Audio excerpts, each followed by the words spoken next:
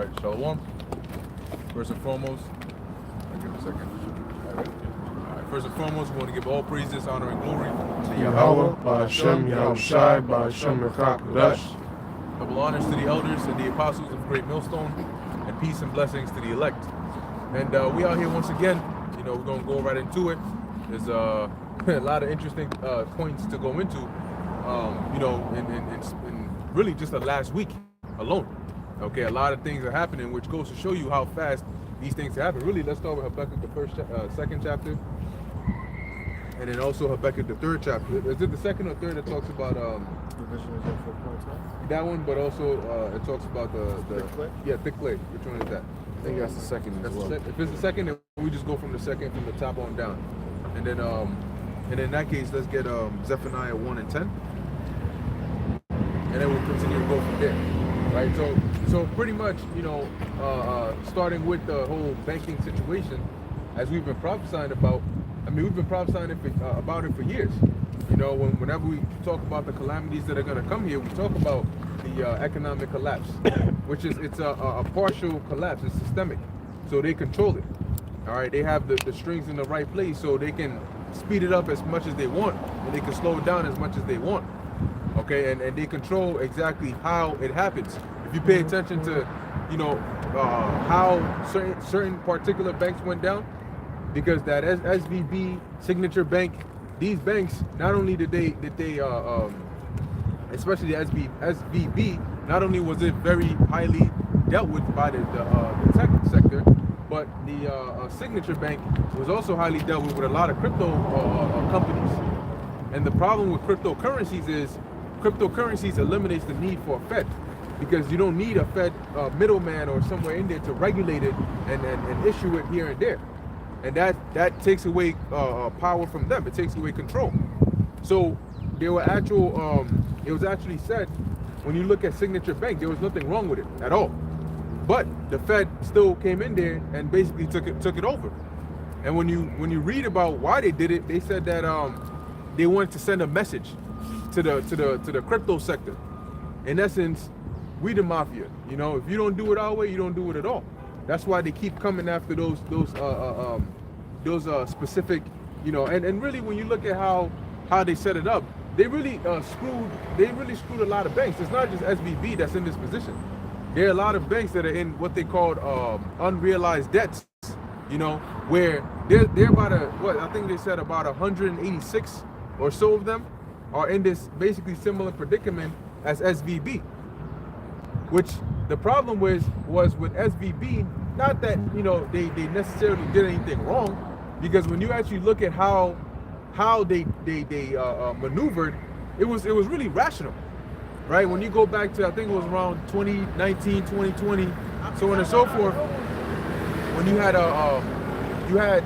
the lockdowns, when they locked things down, they just started pumping all this money, giving out these PPP loans and giving them to all these companies. So you had a lot of startup companies that were getting all these loans, and what were they doing with it? They were putting it in this SVB bank, Silicon Valley, right? So Silicon Valley gets all these deposits that come in, is more than they can loan out to different people. So they have this excess amount of money left, and what do? They don't just keep it there. They invested it in assets. And the problem with that is, when you deal with certain assets, they call it like the most secure assets that you can really invest in are government bonds or government securities. Okay, when you review the government, and I come in and I say, all right, I'm going to purchase a 10-year bond for $1,000. That means I give you $1,000. You're going to tell me that, okay, this bond that you're purchasing, at the end of 10 years, you're going to get your $1,000 back. But every 6 months, I'm going to pay you interest based on what the interest rate is. So I'm basically giving you money, you're paying me interest every 6 months, and at the end of 10 years, I get my money back. The problem is interest rates. Interest rates rise and then they come down. When interest rates are low, for example, I may buy your 10-year bond, but if interest rates are low, that means that the interest that I'm getting for this is pretty low. And then when all of a sudden they shoot up them interest rates, then that means that if I now went to buy a 10-year bond from you, he's going to be getting paid more interest every 6 months than I am. So now here's the problem with SVB. SVB is now like, okay, We done put this in here for 10 years. Hell, they call it HTM, held to maturity. So if I take that money out now, I'm gonna lose money, right? I'm gonna lose money. But the problem is, people started coming to the bank saying, hey, we need our money. And SVB is like, we don't have enough liquidity, meaning we don't have the actual money on hand. So it's all tied up in assets. So now we got to go and say, ah, shit, right now we purchased your bond with maybe, I don't know, a 2% interest rate. But now interest rates are like 4%. So that means if I'm trying to sell this bond, I'm going to lose money because the next person buying is going to say, hold on, why should I pay $1,000 that's going to give me only 2% interest rate when I can just go to the market and pay $1,000 and get 4% interest rate?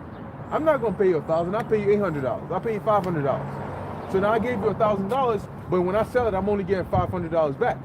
That means that it's at a loss. And that's pretty much what they went into. So they said, oh, we're going to try to raise capital, meaning money, so that we can then handle all these withdrawals that are coming. But then they couldn't raise enough. And then that shit just started going all the way. Now, the Fed could easily say, we're going to loan you money. Yeah, we're going to loan you money so that you can take care of these situations. And then after that, you know, we talk business after that. Why didn't they do that? Why did they just let it all happen and they say, all right, shut the shit down? So when you really pay attention to what they did, when inflation was coming through, because that's also another thing that they didn't consider, right? Even if they did wait till the 10 years, they would still be at a loss because their money is losing value because of inflation. So the Fed put you in a position where they can then come out today and say, we have no option but to keep hiking interest rates. Because when we could have stopped this, we didn't do it. We said there was no such thing as inflation. So now we've put the inflation up, and it's kind of like let the fire burn the house, or let us just keep flooding everything up in here. Your laptop, because all that shit. You know, and that's pretty much the position they put themselves in. But let's get that. What do you have, Rebecca, too? Right, and a lot of people don't even understand how this thing affects the everyday American. All right? Yep. You know, this affects the everyday American because for the government to pay back the feds, which is a private entity, who's going to be paying that? Yes, the American people. All right, and you don't have enough money, all right, to pay off all this debt. All right, and that's all written in the scriptures. So you're going to have to pay some way, somehow. You know, and a lot of people now, what's happening is that you're going through something known as bail-ins. Yep. All right, and bail-ins is when basically a depositor, you go to your bank and the bank basically took your money. Yep. So you go over there and it's happening now. A lot of people, Bank of America is one of them, Wells Fargo, all right, and you go over there and then people are reporting that, hey, the bank just took $14,000 out of my bank account, or $1,400, you know, and they're at the bank pissed off and asking customer service, hey, my money, bro, I came in here, I woke up this morning and $14,000 is gone. Or hey, I woke up this morning and just out of nowhere, I made no purchases, but out of nowhere, I'm losing, $1,500. Can you explain what's going on? And then the bank tellers are also scrambling, trying to find out how we can explain this, and they can't. So you got one person coming up with, I'm losing 30,000. The next person, I'm losing 500. The next person, it's chaotic, all at once, and it's gonna be happening with all these major banks. Yep. All right, earlier this week, I passed by the ATM, all right, that I use, all right, trying to get some cash.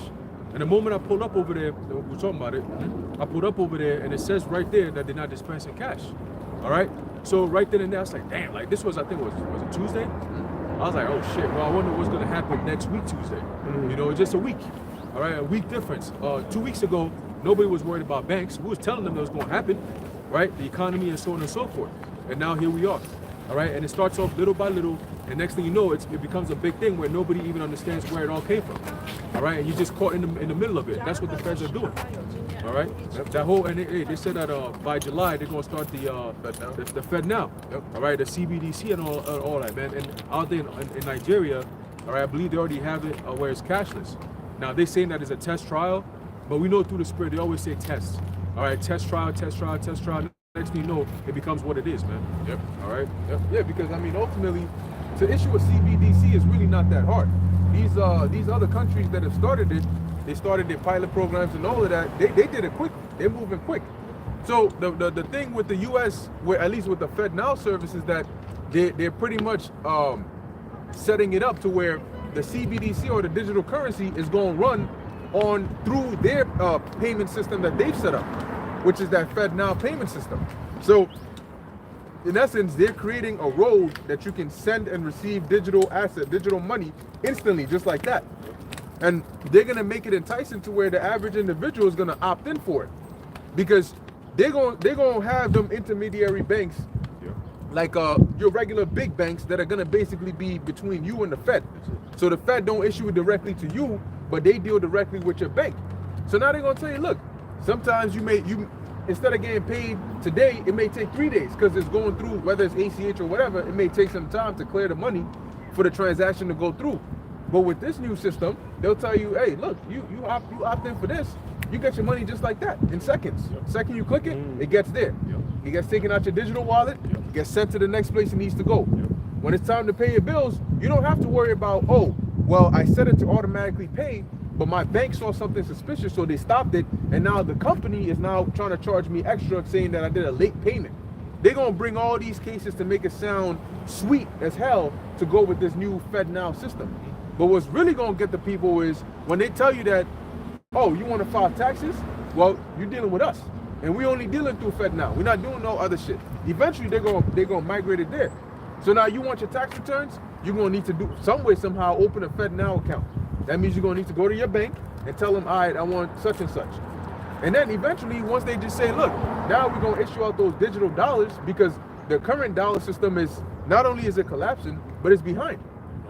The value is going down.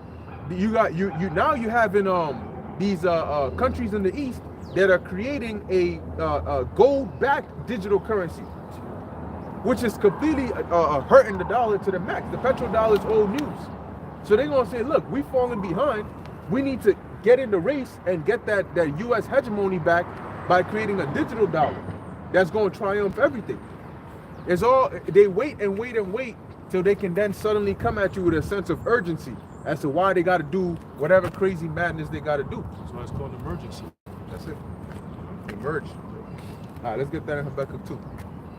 And it's all prophesied. At the end of the day, it all comes back to what? Biblical prophecy. And that's why, the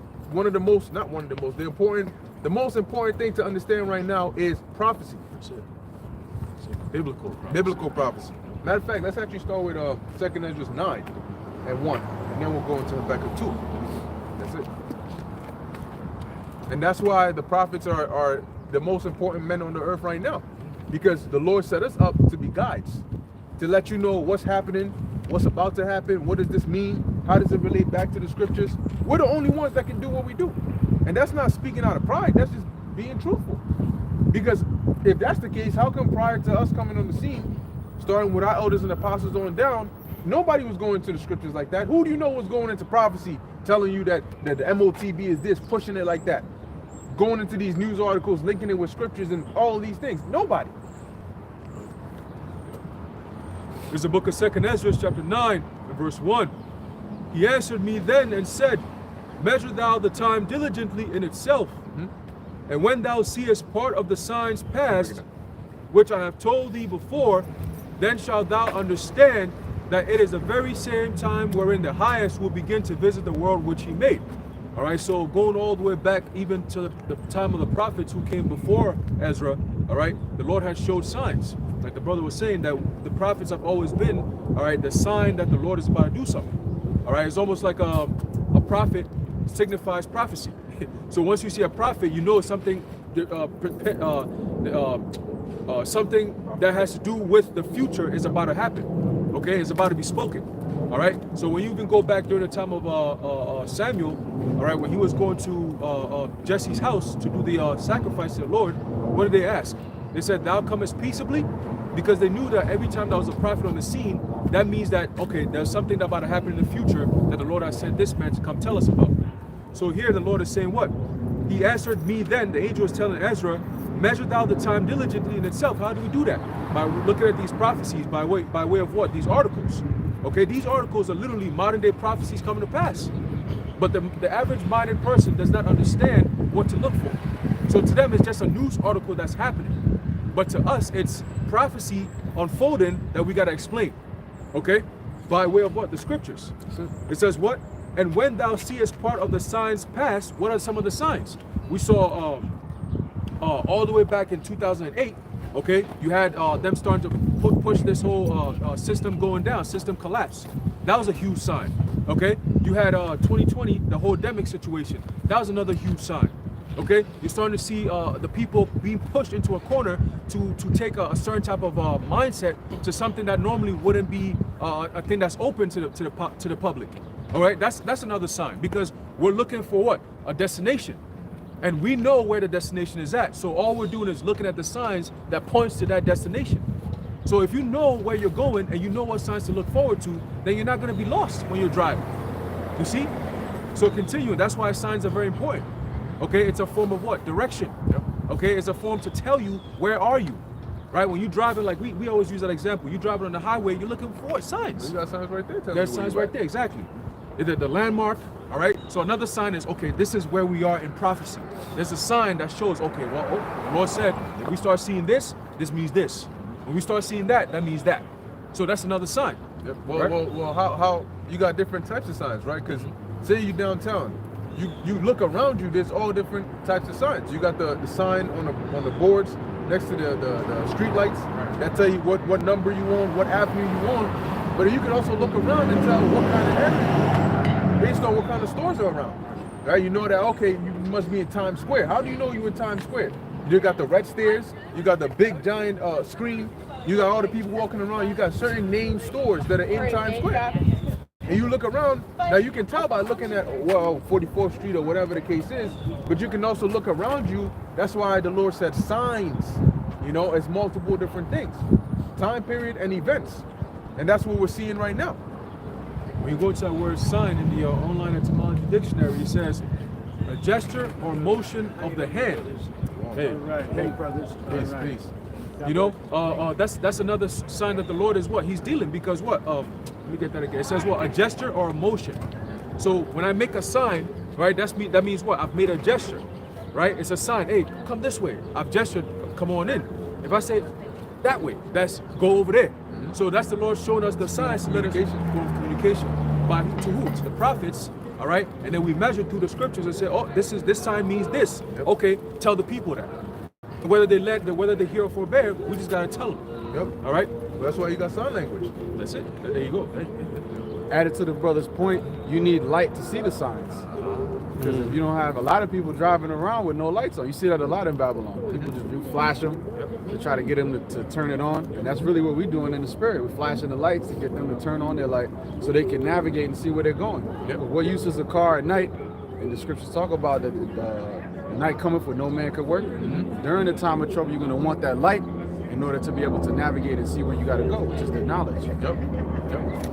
And like the Apostle Paul said, that we are children of the day, not of the night, because you got a lot of people who are going to be traveling in the night. All right, we are basically almost at the end of our travel, and the sun is about to go down, so we're making it quick. Hurry up, because when the sun goes down, and when no man can work because it's night, guess what happens? All the lights are going to be out. Okay, symbolically, all the lights going to be out, meaning what? This truth is not going to be available, and it's going to be hard for you to navigate. You might be able to get around, but without the truth, ultimately, you're not going to make it to your destination. You see what I'm saying? Without that light, you're not going to be able to see the signs to make it to a destination where you're supposed to get to as a safe haven. So who's the ultimate light? Your house shot. That's it. All right. That's it. Now, since you quoted that, brother, got the precept for you. 1 Thessalonians 5:5. That you can start at one. Yeah. Start at one, start at one. But of the times and the seasons, brethren, ye have no need And those that are I all write parts unto of you. science, right? Seasons, times, these are all parts of science. How do you know when you're in the summertime? How do you know when you're in the spring? How do you know when you're in the winter? You see the seasons and the signs. Those are signs, right? Trees. Yeah, the Lord said when the fig blossoms, that's how you know that summer's nigh. Right? That's a sign. Yeah, that's the spirit, because I have a little fig tree, and that's exactly what happens. It starts to blossom a little bit, and you know, like, okay, it's about to get real hot out. Yeah, they just recently did something, a ceremony in Central Park for the cherry blossom. It was like last week they started to open up, and the elf got a cherry blossom tree that time. Signs. That's right. 1 Thessalonians 5:2. For yourselves know perfectly that the day of the Lord so cometh as a thief in the night. Meaning that when the Lord comes back, it's going to be unexpected. A lot of people are not going to expect Yahweh Shai's return the way that it's going to come down.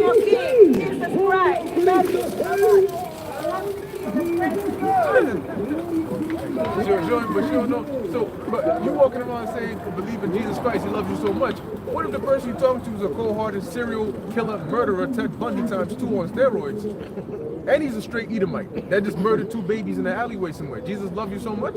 How you know that? You don't even know who you're talking to. Right. They assume that shit. Exactly. Like the Most High's love is not conditional.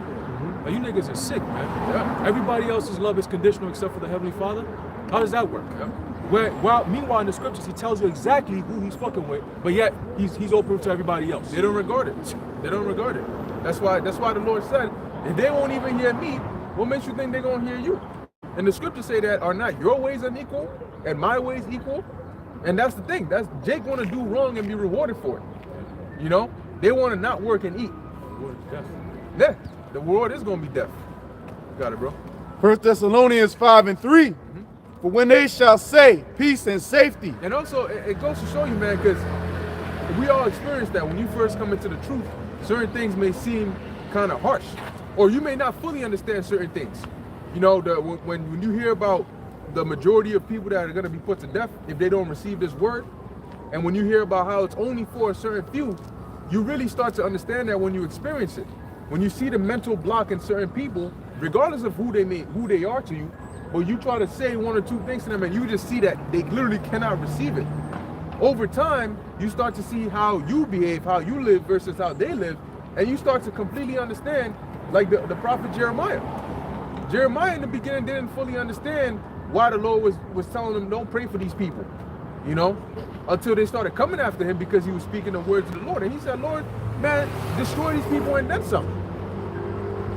That's right. 1 Thessalonians 5:3 again, for then, when they shall say peace and safety, then sudden destruction cometh upon them. So does that mean that they're gonna walk around, everybody's gonna walk around saying, we should look for a time when everybody just walks around like they have Tourette syndrome and they can't help it but to say peace and safety, peace and safety? No. Okay, when it says they shall say peace and safety, it means that that's the energy and the mindset that people are gonna be in, which is a mindset of comfortability with their guard being let down. Just like when you read in the book of Revelation, it tells you that basically that the image of the beast is going to speak. Now, it doesn't mean that the image is actually going to speak, but what it means is the effect, okay, that it's going to have. The actions that are going to be taken in relation to whatever this beast symbolizes. So it's the same thing with peace and safety. Right. And we are in a time of peace and safety because we were in a time of uncertainty 2-3 years ago. And now what's the energy that's being brought out? They're not saying, oh, we're in a endemic, you know, all people are dying, like they were saying, even though it's bullshit, but still, that was the energy. Now they're not saying that. You know, now it's, you know, everything is open, you know, even Biden came out and said, oh, this whole, you know, banking is under control. Yep. You know, don't panic. We're going to take care of it. You should be able to get your money back soon. Anyone who's lost money, we're going to take care of it. That's bullshit, man. And guess what? A lot of people don't even pay attention because they're conditioned to think, oh, the government's going to take care of it. Oh, let's just depend on our so-called leaders. You know, you see it all the time. Well, he's our leader. He's supposed to be doing this. Well, he's supposed to be doing that. How come our leader's doing it? Well, guess what?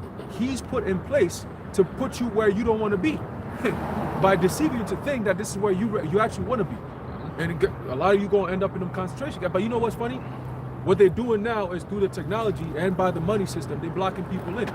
They don't need to take you to a whole C camp. The C camps, after I did some research, is really for people like us, man. People who really are coming against the system.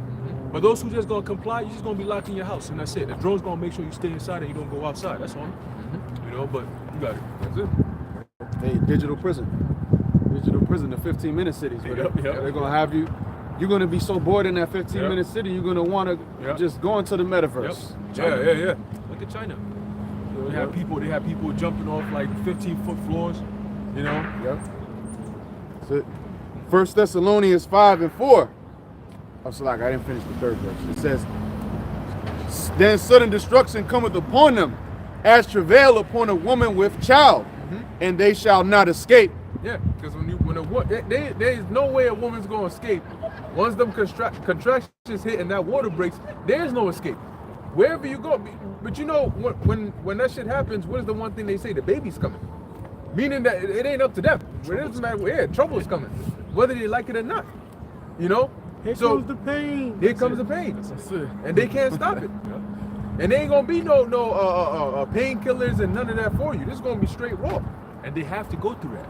You know, a mother can't say, "Oh, because of the pain, I can't have the baby." You're gonna have to. It's just a process. It's a process of giving birth. So it's the same thing. Prophecy has a process that it has to go through. It first has to be spoken, and then with time, it will become manifest. And when it becomes manifest, everything that was spoken happens. That's it. To those who are righteous and to those who are wicked, there's prophecy for both. You see? You don't want to be on the side where the Most High is about to kick your ass, man, because it's going to be really bad. Oh, yeah. Esau is about to go in, and man, I'm telling you, when you see the plans they got, yo, it's like, damn, Lord, I see why we're going to get spiritual power. Lord, Baruch shall have mercy on us, because this shit, oh, man. Hey, Habakkuk said, I think in the first chapter, we go through that too, little one. He said that when he saw the wrath of the Lord, he was scared. He wondered, Lord, did the trees do something wrong? Like, everybody got the work. You know what I mean? What did the streams do? Yeah. Right. Fishes. What I was saying with the woman that travaileth, man, those labor pains, the doctors come in and examine her, and they'll let you know that you can tell by the signs of the dilation of the uterus or the vagina that the baby is already at his cradle and is coming. They examine a woman when she's on that bed, and they look at her cervix and see that, look, this baby head is already shown. So those signs, like, yo, it ain't nothing we can do. We gotta go in, or the baby is coming, no matter what. We can't hold it. We gotta go in now. Let's just deliver this baby. And that just goes up with the signs that the brother was bringing out. According to the signs, it was written in Matthew 24, verse 3. And it says, and as he sat upon the Mount of Olives, the disciples came unto him and privately saying to us, tell us, when shall these things be? And what shall be the sign of thy coming and of the end of the world? Yep. So, the Lord, gave them the signs or whatever, but they asked what's the signs, and we out here to tell y'all the signs. Yeah. So we them doctors, and we looking deep. That's We right. looking right in America's thighs. You know what I'm saying? Like, nah, you done. Nah, ain't no, don't give her no epi. That baby's coming right now. You gonna have that baby raw, bitch. You gonna slap her ass. You know what I'm saying? Handcuff her ass and let her have that baby. That's what we doing. We clapping. That's it. You know, like you looking to, hey, the baby's coming. That's it. Hey. That's it. So she's screaming and we like, hey. That's it. And that's what you see happening, right? Yep. Right now, the people are the ones liking onto the woman screaming with the birth pains. Right. You know, as they, oh my gosh, oh shit, yo, my money is gone, yo, what's going on, all of this. And they coming out, they say, oh, this bank went under, or this is going on here. They're not going to do this here. They're not going to do this here. And we you know what I'm saying, we're clapping to that. Because the place got to go. It's kind of like you being sick for a long time and then finally realizing that whatever virus that's making you sick is being killed off. You're going to rejoice at that. But when you don't see it as a virus, then it's a sad thing. No, it's okay. Is more done? Yeah, let's finish that chapter. And when that time comes, the woman, it's coming. Like, she's gonna let you know, like, I can't hold it back right now. Like, it's gotta get out. That's it. We're gonna tell her good. That's right. 1 Thessalonians Bring it 5 and 4. But ye brethren are not in darkness, that day should overtake you as a thief. Right, so now you notice the comparison here. We're talking about a thief, we're talking about darkness, we're talking about being overtaken, right? Because what do thieves do? Thieves use darkness as a cover.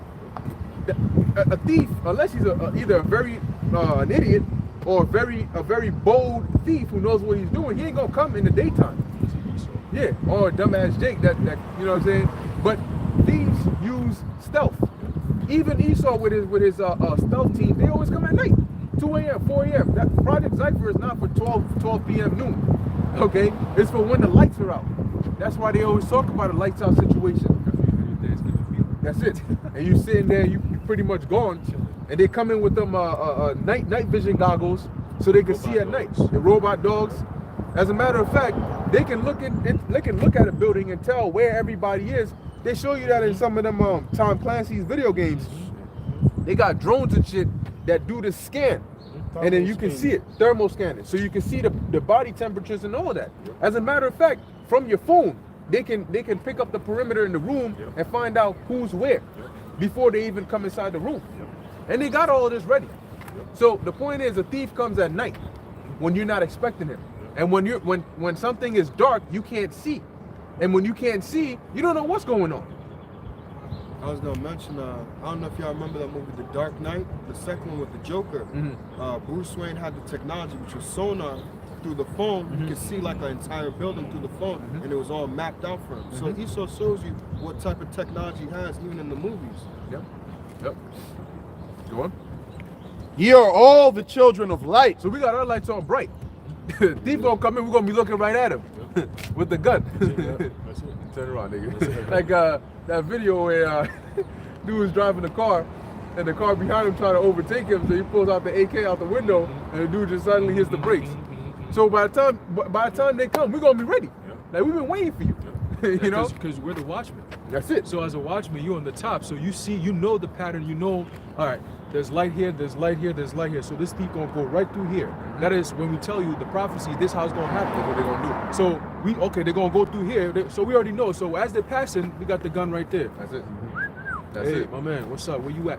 What you need over here? Then he's panicking. Look at no. So who's gonna be his first target? I gotta get rid of those watchmen. That's what they do. Yeah, I gotta get rid of those watchmen because if I don't get rid of them, they're gonna spot me out, and that's where you start seeing the demonization. That's when you're gonna start seeing them push heavily against this truth, specifically against this truth, calling yourself an Israelite.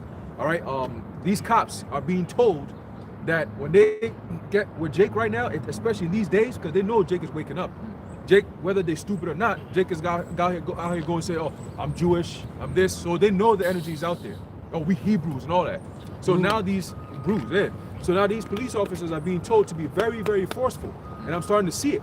There was a video I posted of a lady who was in the store. She got arrested, and Centurion was holding her up. She had her head covered, and her the thing that she had down had fringes at the bottom. And when she was being grabbed like this, just like that, she turns around, she goes, "Get off my sister." She's reaching out. She's yo, get off my sister. And she tried to bite the cop, and he sucker put her, he just put her to sleep just like that. And she was just gone, out cold. And then he told her, yo, you better stay back. And I was like, oh shit, that looks like the siege of Jerusalem, man. You know, our women being taken by force, they're fighting for each other. Leave me alone. Hey, get off my sister while she's being taken. There's another one I seen. There's Jake in his car. And the police officer came up to him and he said, hey, get out the car. He said, hey, what you talking about? I'm Jewish, right? You can't touch me, I'm Jewish. And the guy looked at him and he said, no, you're not, because you got tattoos on yourself, genius. Shit. That goes against your law. Got him. And then I was like, well, you should have just said, this nigga's an idiot. I would have been like, well, I never said I was a perfect Jew, you idiot. Yeah, like, you know what I'm saying? Because I make mistakes. That's why we need your house shot. You see? But that energy is out there. That vibration is out there. So these people are being told, be forceful. When you meet these so-called blacks, Latinos, Native Americans, because they're waking up now. So be very forceful when you come at them, and I'm seeing that energy, man.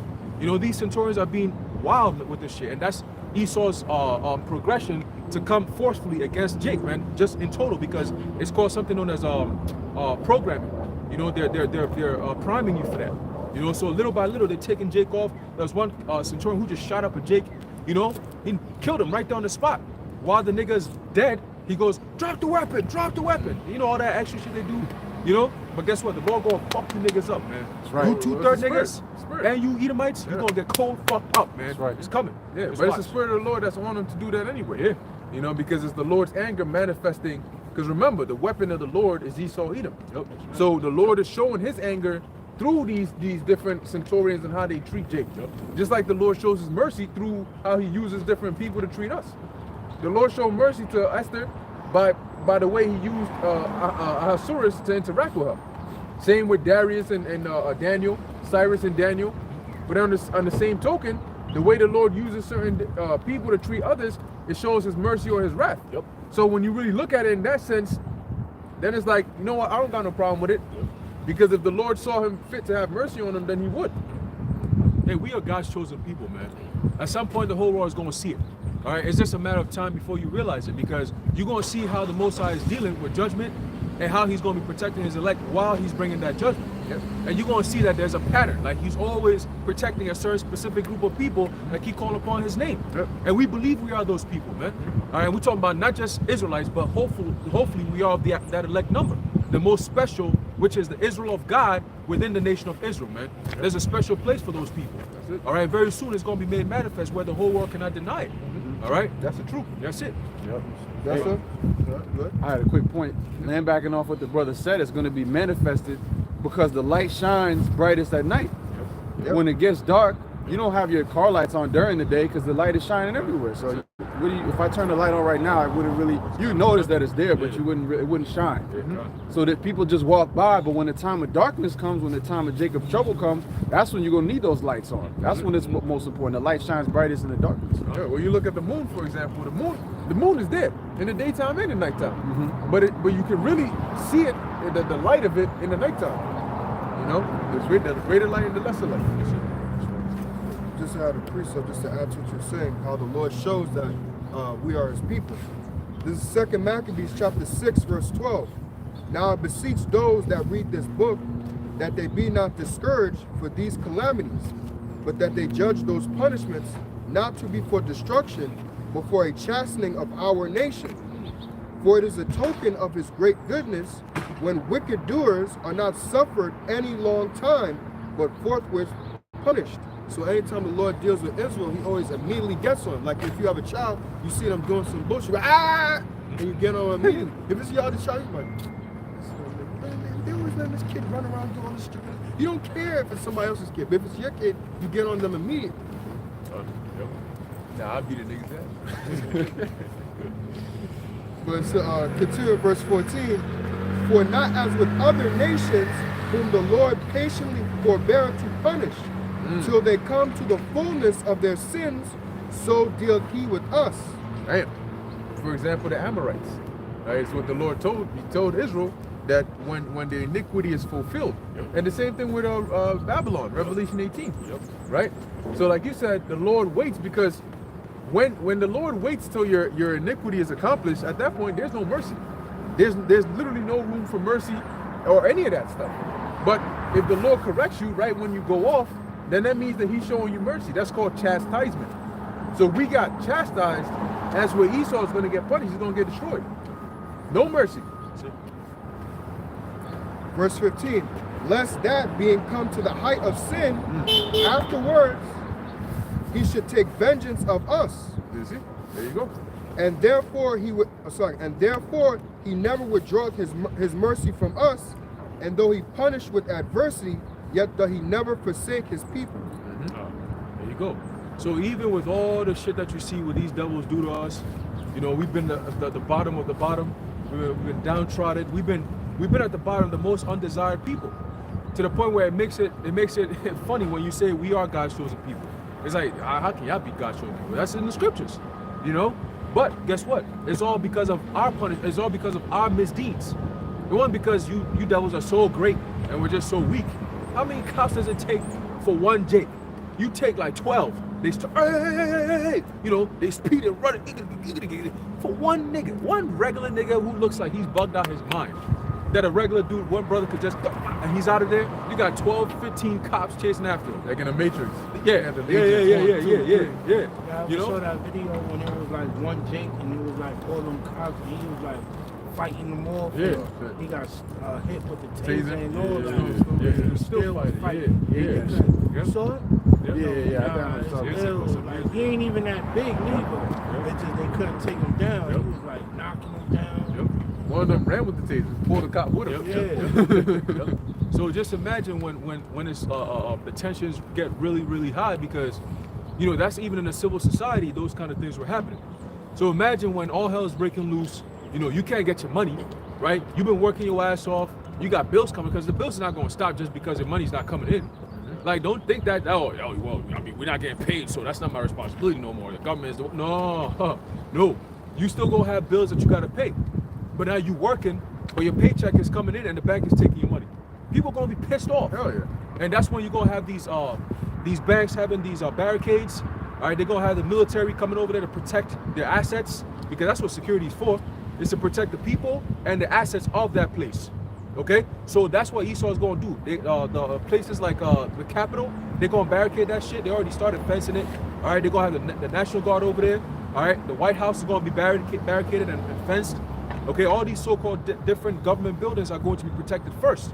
then followed by the banks, or it could be either or, because both of them still gonna be ruling the land any damn way. The banks run the government, and the government runs the banks, pretty much. All right, so they're gonna be, you know, back and forth, and that's where people gonna be trying to storm at. Why do you think the whole January 6th Capitol shit was orchestrated? It was to set the tone for those who are gonna have that kind of mindset in reality when it becomes a reaction to the real problems that we're facing.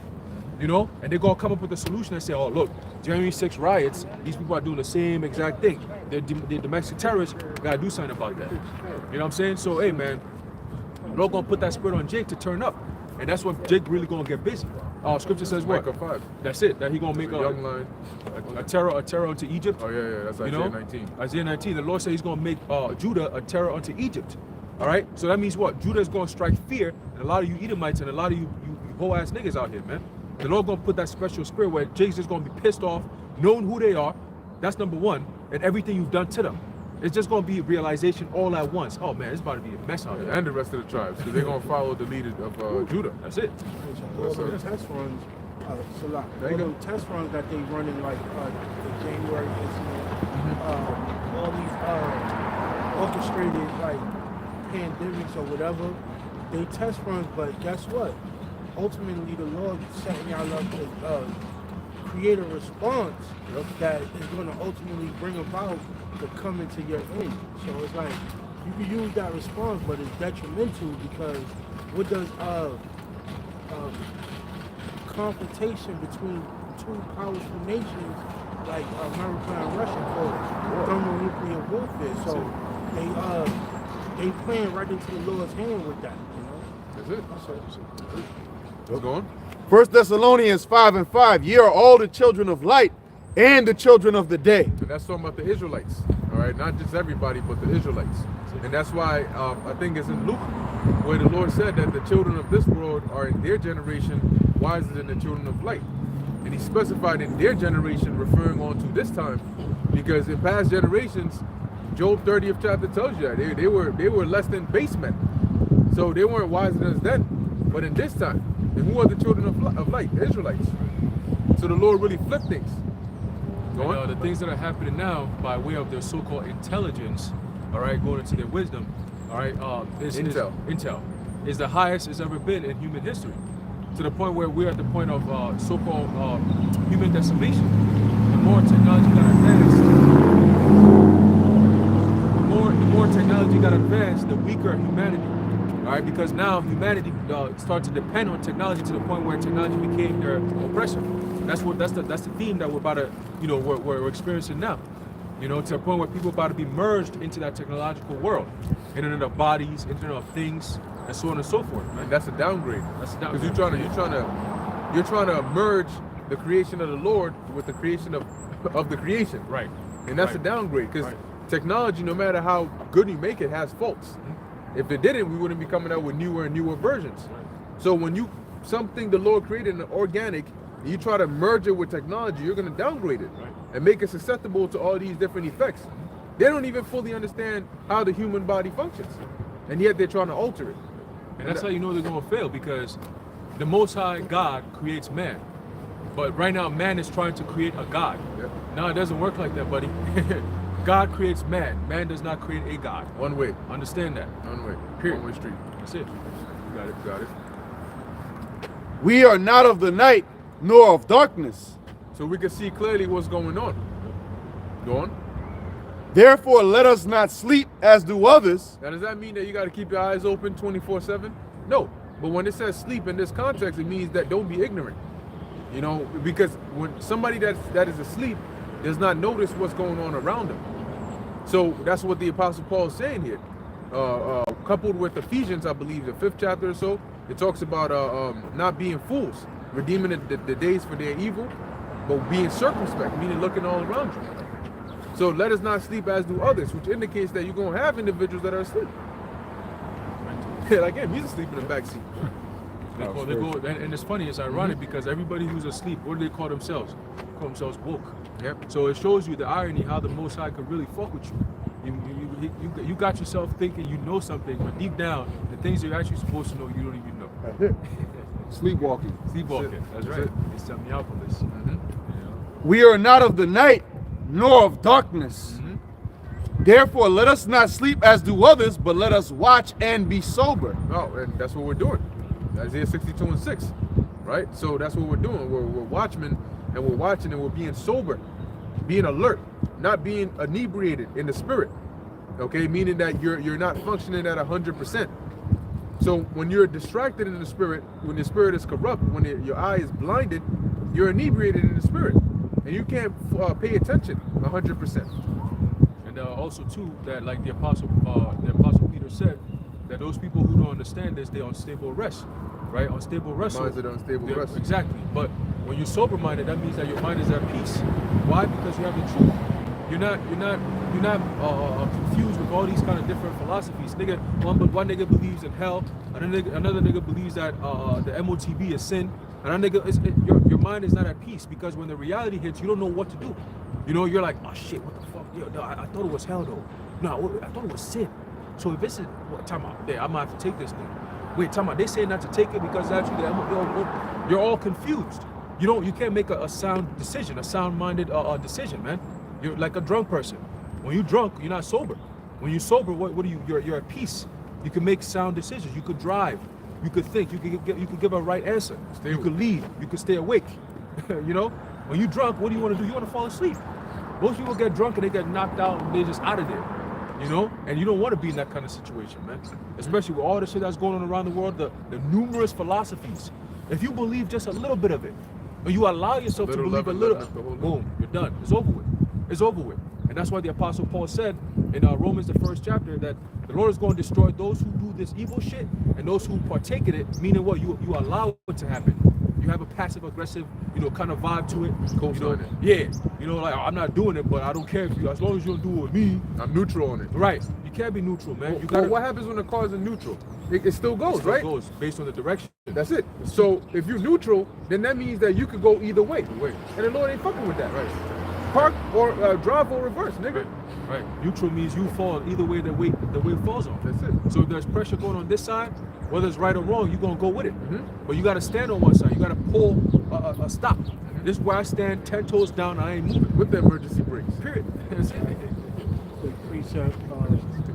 As we stand, we are fully aware of the traps that they set for 2/3 in the rest of this world. But we come with the spirit of discernment, which is the precept bringing out in 2 Corinthians chapter 2, verse 11. Lest Satan should get an advantage of us, for we are not ignorant of his devices. So we come with the spirit of knowing that it's all type of set traps for us. That's why we're careful when we say over the web, because they got these gel, what they call algorithms. Yeah, algorithms that'll strike you and take down your channel and all that. So we aware. We come with knowing that their advantages is listening to our words and watching us. Okay, the feds already came down on us and they don't got nothing, but we don't do nothing. So we aware y'all devices, y'all traps, y'all snares. No, I was just gonna add, when you go into our word devices, it goes into, plans or scheme. I believe that's also in Job 5 and 12. He disappointed the devices of the crafty. And if you talk to a Christian person, they'll say, oh, Satan, like Caribbeans, right? I'll sometimes say that, like Caribbeans will say, oh, Satan's busy and things like that. It's like, okay, well, if Satan's busy, what's he doing? Right. I don't know, Satan's just out there doing evil stuff to make you, sin. How? What's he doing? Well, what exactly is he doing? If he's trying to make you sin. How? Right here in the streets. So like the brother brought the precept about 2 Corinthians 2:11, for we are not ignorant of Satan's devices. You have to know what his plan is. And the scriptures give you what their plans are. You can't just say Satan's busy, but you don't know what he's busy doing. The scriptures say that they do a diligent search. Anyone who's doing a diligent search is always busy, man. Oh yeah. There's one that the heart of them is deep. Yep. You know what I'm saying? So it's like they don't stop at just we don't got an answer to it. Nah, there's got to be an answer. Fucking carbon dating. I've been studying on carbon dating a little bit, man. These devil. We gonna get you. That's it. Rip them apart. Oh man. Let's finish up on that. Yep. But let us watch and be sober, for they that sleep in the night, and they that be drunken are drunken in the night. But let us, who are of the day, be sober, putting on the breastplate of faith and love, and for an helmet, the hope of salvation. Yeah, that's what we have. That's what keeps our head on straight. The hope of salvation. The hope that all this is going to come to an end at some point, and we're not going to have to deal with this much longer. The hope that even though they're coming to enslave all of society, it's not going to be a permanent thing, you know? And ultimately, when it comes, we're going to be delivered out of it. That's salvation. Getting new bodies so you don't have to go off anymore. Not dying anymore, not crying, no sorrow. That's salvation.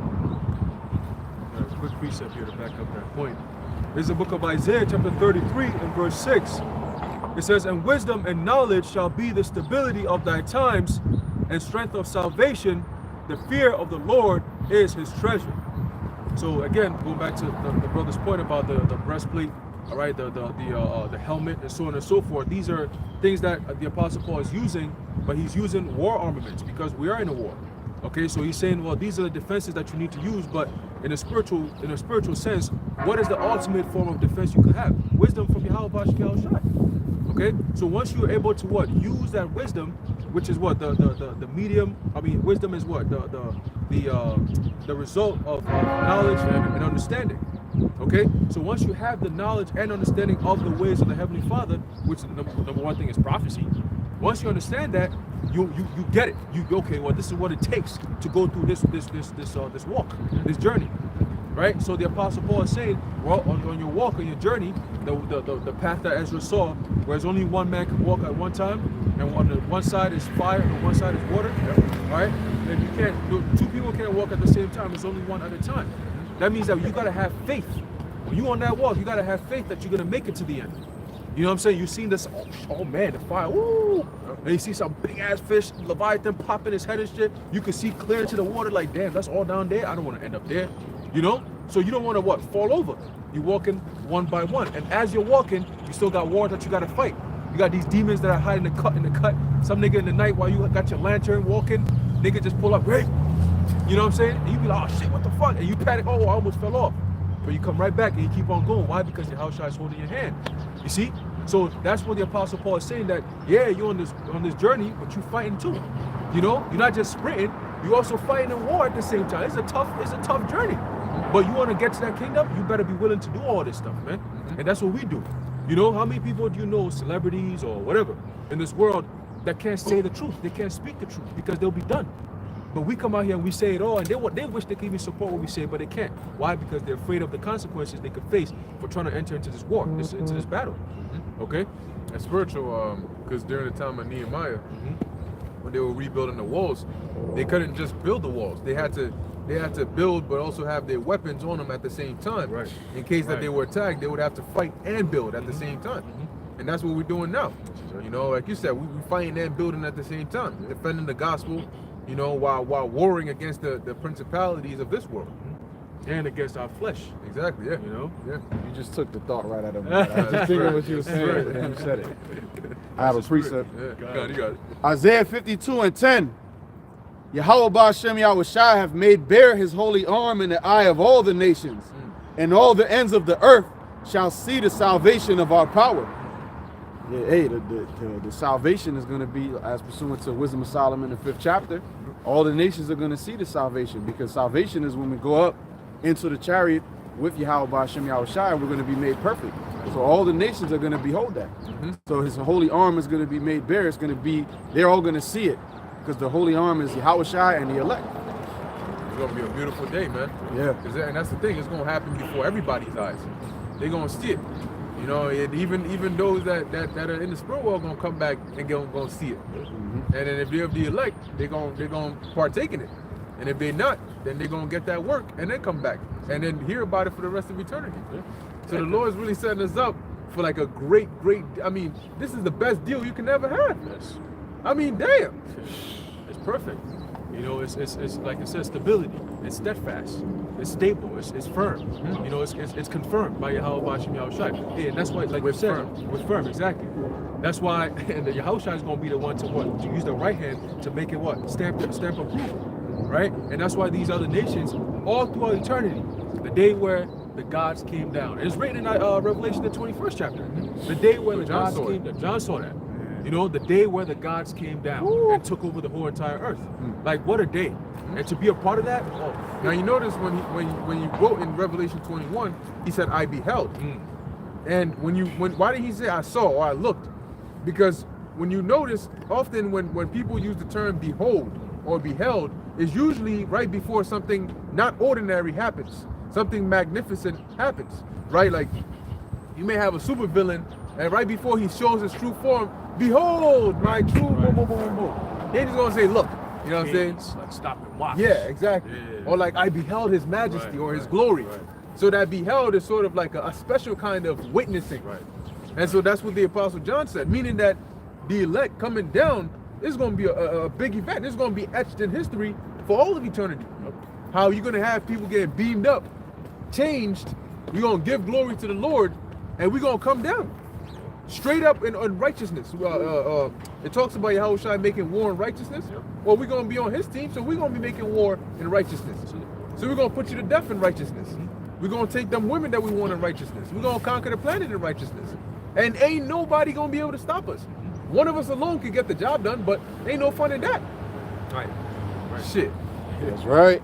You got it, bro. Hey, I mean, in our ancient history, there wasn't that many men that the Lord said, "Oh, you just go to war." It was always a nation thing, and you say, gather among the tribes, gather these kind of men who are valiant and ready for war, and that's the 144,000 back. Well, in the book of Exodus, it kept referring to us as the armies. As the armies, yeah. And the Lord brought us the host and the That's armies it, out of that's it, Egypt. that's it. So, being that the Lord is a man of war, his people are an army. That's why he's called the Lord of hosts, That's it. right? Lord of Sabaoth, not Lord of the Sabbath. Right. You got it, bro. Depart ye, go ye out from thence, touch no unclean thing, go ye out of the midst of her. All right, that's 52. Yep. Is that there's more on that? Yeah. Okay. There's a little bit more. Be ye clean that bear the vessels of the Lord. And we're the ones doing that, right? So that's why we got to be clean, abstaining from all appearances of evil, and not just appearances, but all acts of evil. Because we're bearing the vessels of the Lord in holiness and in righteousness. Hey, well, Yahushua said, "Be ye perfect as your Father in heaven is perfect." That means that what? Your form of communication, all right, which is a result of your thoughts, Your conduct. right? And exactly, your conduct. What's that? King David said it. He said, "What? Let the words of my mouth and the meditations of my heart." Those two things go together with your actions. You know what you say is an act. Okay. Every idle word. Every idle word, man.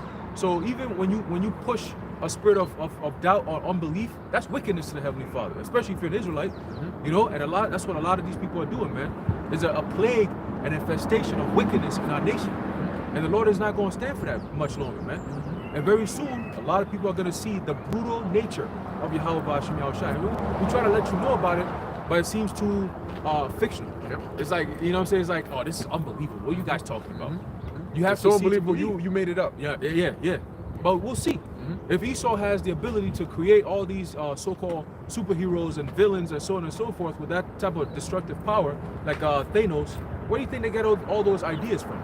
You don't think if that was to happen in real life, like how would people even go about that? You know what I'm saying? Imagine a big-ass, giant so-called UFO pull up, and the Pentagon is already talking about a mothership in outer space, you know, dispersing UFOs and all that. That's gonna be the reality soon, man.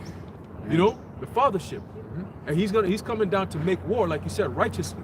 All right? Because all of these other nations are engaging in wickedness. Look what the World Economic Forum is pushing. And all these nations are a part of it. It goes against the agenda that the Heavenly Father has set from the scriptures. So Yahushua is coming back to what? To establish everything they have, deconstruct, and then what? Establish the laws of the Heavenly Father right here on earth, starting with 144,000 kings. So it's going to be war. 1,000 years of war. Oh, look at here. We're gonna have nothing but time. Yep. That's right. Hey, I was speaking to this bitch the other day, and she started talking about the aliens are coming. Like they just said the mothership. I'm like, but she said she believed in the Bible. So I said, but no, that's actually the angels and the fathership. The Lord is coming back. You know about Ezekiel's will? Yeah. What is it? You know, Loading. what about 2nd Ezra 13? You ever? Yeah, I know about the prophet. What does it say? You know, like you're not impressing anybody. You know. I was like, all right, it's getting time to go home. But yeah, reading on back to Isaiah 52 and 11.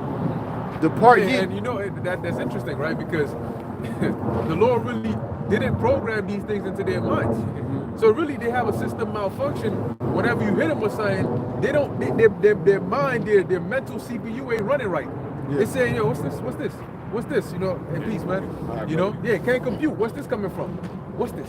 And then eventually they just leave, or they bug out, or they just I can't do this no more, and they out. Some people, they come into the truth, then they run out of memory.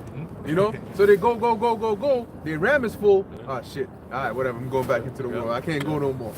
You know, but the elect got the perfect amount. Yeah. You know, so they're gonna process it just right. That's it. So they And start if you mess talking. up, you reboot. So like, Shorty started talking that Anunnaki shit. That's I'm it. like, okay. Oh shit. I'm like, all right, it's time to go. Oh, We okay. all been there, we done that. Yeah. So reading back in Isaiah 52:11, depart ye, go ye out from thence, touch no unclean thing, go ye out of the midst of her, be ye clean that bear the vessels of the Lord. Right, like Micah 2:10. Arise ye and depart, for this is not your rest. For it is polluted, so it shall surely destroy you. Right? Touch no charagma, Right. touch no MOTV. Right. Reading on, for ye shall not go out with haste, nor go by flight. If I may, I'm gonna read it in the NLT. You would not leave in a hurry, running for your lives, for the Lord will go ahead of you. And in the KJV it says, and the power of Israel will be your reward or reward. And when I first read that, I thought it meant reward, but it's really reward, yeah. which is defense from behind. Yep. And then when you look in the the NLT, this is why it's good to compare different translations.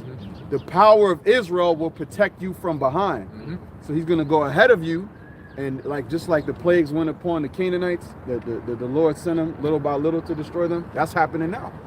And also, Wilderness. it's like See, just like in the wilderness. yeah, the chariot. yeah, that's right. And behind us, he's going to be our protection.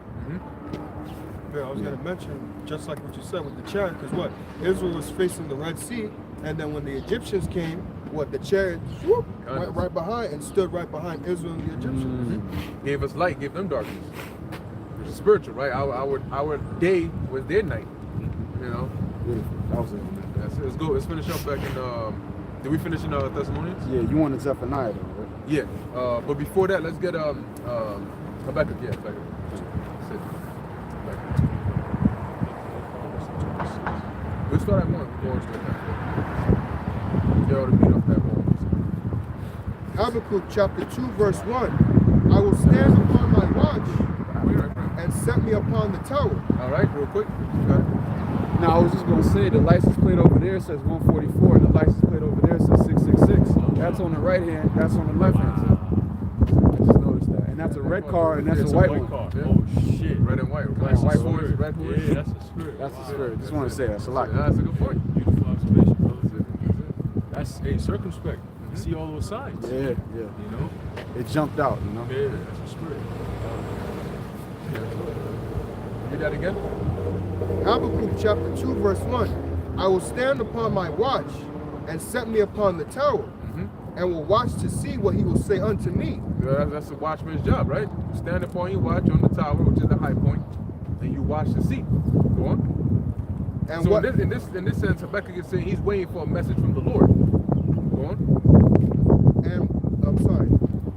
and will watch to see what he will say unto me, and what I shall answer when I am reproved. And the Lord answered me and said, write the vision and make it plain upon tables, that he may run that readeth it. So Habakkuk received visions as well. And when you read in the first chapter, he saw visions of destruction. He saw visions of lawlessness, of all this wickedness going on, and he was complaining, saying, Lord, why do I behold this violence? Why are you showing me this and you're not doing anything about it? Right? But as it says, and make it plain upon tables. So in essence, what we're doing is we reading the visions and we're making it obvious. We're giving the understanding of it, that those that hear it can move with a sense of urgency. It says right here, to make for that word plain. It says to make plain, distinct, to make clear. That's what we're doing. Rightly divided. Yeah. Go on. Unless there's more on that. Making it plain, that's where the breakdowns come in. You know, because now the topic was the MOTB topic, over the past month and a half. And what happened? Tons of videos. And as we're doing the videos, there's more evidence coming out about that. Like I did a stream the other day, and I was amazed with what I came across. You know, I wasn't even looking for it. I just seen a random video that popped up on my feed. So I'm like, well, what is this? All this old tech stuff, robots and all this shit. So I'm like, let me see what they got. So I'm watching it legit as I'm getting ready for work. I'm just listening to it. Randomly, sometimes I put on the scriptures, or I watch a video or whatever. But that day, I was just like, let me just watch this video. And I'm watching it, and then it gets to a point where he goes, the RFID. I said, hold on. So I'm listening, and then he gets to a point where he goes, he said, this fits perfectly with the 2,000 year prophecy in the book of Revelation. I said, oh, that's it. So you got Edomite historians who are doing a video or documentary on robots and how the future looks exactly like what the scripture says, but yet it's not exactly what the scripture says. It's sin. How come he didn't say that? Because it doesn't even make sense. So hey, the Apostle Paul Doesn't make sense. It doesn't make sense. The Apostle Paul was watching this video this morning. He said a lot of these guys sold out. He said it's not they don't see it. No. They see it. They're just teaching contrary to what it is. Well, they could go into intricate breakdowns that take a high intellectual level to understand. Right. But in something though as basic as this, they just happen to be messed up over it, and they all saying the same thing. No, like you said, they sold out. They sold out. You were told specifically, do not bring this out and teach opposite what these men are teaching. That's it. Because you have to be doing that. That's the only way that makes sense. And there's nothing new. So like, I mean, for the love of God, just reading the English, it says in the right hand on the forehead. It's like, come on, like, don't make it difficult. Like, it says in the hand, like, come on. Yeah, it's sad, man. It's sad to see our people are at such a low level. You can't even use common sense, man. Like, if you were to read the scriptures, if let's say it wasn't even in the Bible and it was any other book, they'll read it for what it is and be like, yup, this is it. And once it starts happening, they'll be like, yup, okay, that fits exactly what the book said. Because it comes from the book itself, the scriptures, oh, that one we can't see. That one you can't see. You know why? It's a spiritual covering. That's why you can't see it. It's a super cut. It's like it's too evident, like obvious. So the counter react of something so obvious is to make something so outrageously the opposite of the actual fact of the matter. That okay, what's said in the Bible is in the hand and in the forehead. So let's make something completely different, like the embargo or the mark of the beast is a spiritual thing, as opposed to taking a physical act. Because the spiritual aspect of it is more believable to the rest of the people, because when it comes down to a physical act of being implanted, it's like, well, we've been doing that already, so do we have the mark of the beast? Because these pets probably implanted already. All right, you got people that's implanted already, but did they take the mark? Yes, they did. The animals take the mark? No, because they pets. It don't count for them. But when it comes down to you taking that free will to do it, especially in these dire days when the money system is changing, and you know that that's where that direction is going. Okay, you know that that's a force that's being put on. All right, you're being set up to do it. You know, they causing you to have to do this. Yeah. All right. And it says any man. Right. Any man. Hey, a lot of these false prophets, man, they could do spiritual rocket science, all these deep, dark breakdowns. But then when it comes to ABCs, they're missing out. That's it. Right. You know, the toy where you put the blocks in to the different shapes, they're trying to put the square in the circle. Spiritually retarded, man. You know, you ain't got it at the end of the day. But then again, you know what it is, but you just ain't doing like the apostle said, because you took a bag, sold out for worldly riches, man. A couple bags. Well, that's Isaiah 28. That when the overflowing scourge of the enemy comes, that they think that because they made a covenant with death, that's gonna keep them safe. Or, oh, Esau, you know, I got a thing with Esau on the side, so that's just a backup plan, just in case the prophecies don't pop. Hey, listen, nigga, you gonna die for that, man. Most High controls them. But there's more on that. First test. Slack, yeah, we finished that. Yeah. We'll go back. Going back, Habakkuk chapter 2, verse 3. It says, for the vision is yet for an appointed time, but at the end it shall speak. And who appoints that time? The Most High. In 2nd Ezra, the 4th chapter, it tells you that he does not stir nor move the times until they be fulfilled. So the Lord set things to happen at an appointed time. It's like a content creator. Maybe you create a TV show or an anime or whatever, and you decide, okay, in season 4, I'm gonna have this character end up dying. You know, so I'm gonna do everything, and then when leading up to season 4, in episode 13, this is what's gonna happen to such and such. That's an appointed time that he knows. Those that are watching, they don't know. They watch the show, but they don't know that in season 4, episode 13, the main character gonna die. But the visions that are in here, but you may see, they may get teaser trailers of seeing the character getting hurt or dying, but they don't know when that's gonna happen. And that's the same thing with the prophets. They saw these visions of the events that were set for an appointed times, but they didn't know when the appointed time was. Okay, but you know what though? Say you take the example that I just gave, right? And you saw a little clip of the main character dying, and what you saw was the old high school he went to, but it looked like it was half broken down and half on fire, and it had like graffiti on it. Now you don't know exactly when it's gonna happen because you in season 1, and in season 1 the school looks brand new. But maybe in season 3, some kitchen fire happens and half the school gets blown up, and then in season 3, get into the season finale, some freaking hooligans come and spray graffiti on it. What's that gonna tell you? Oh shit, this was part in the clip. In the clip, when you look at the back of the school, that's what them people who find the Easter eggs, that's what they do on YouTube. They say if you look at the trailer, you see that in the back there was graffiti on the wall, and that was season 3's finale. And if you look at, so those are the signs that whatever event this is about to happen, is about to be very close. Well, that's the same thing for us. We can't tell you that, I don't know, August 23rd, 2023, everything, Yahushua is going to come back. We can't tell you that. But what we can say is, well, when you look at the scriptures say that immediately after the days of the tribulation, right? Well, now we see that we're entering that tribulation. So we know that he's close. He's in this time period. That's good enough. Go on. And when it says appoint, when you appoint someone, all right, it means that you make someone ready to be in charge of something. All right, so Yahushua has been appointed to be the one to bring the end of this kingdom, but it's set for a specific time. Yep. Right, and that time is where, you know, where you say, oh, at this point, that's that definitive moment. That's that time. Oh, at this point, you know, I'm just gonna have to call you. I'm just gonna have to fire you. At this point, I've had enough. At this point, that's the appointed time. Or at that point. At that point, you see. So the scripture saying that the prophecy is set for an appointed time, meaning that the Lord has determined it at this specific time in history. This will happen, and that prophecy that I've said will happen at this time will be the key indicator to show you what time you're in. But once you see this prophecy, know that this time leads to that time. Well, Yahushua said that about the troops, right? That's When it. you see Yep, Jerusalem yep, compassed yep, about, yep, flee into the mountains. Yep. And he said that was a fulfillment of what Daniel the prophet saw.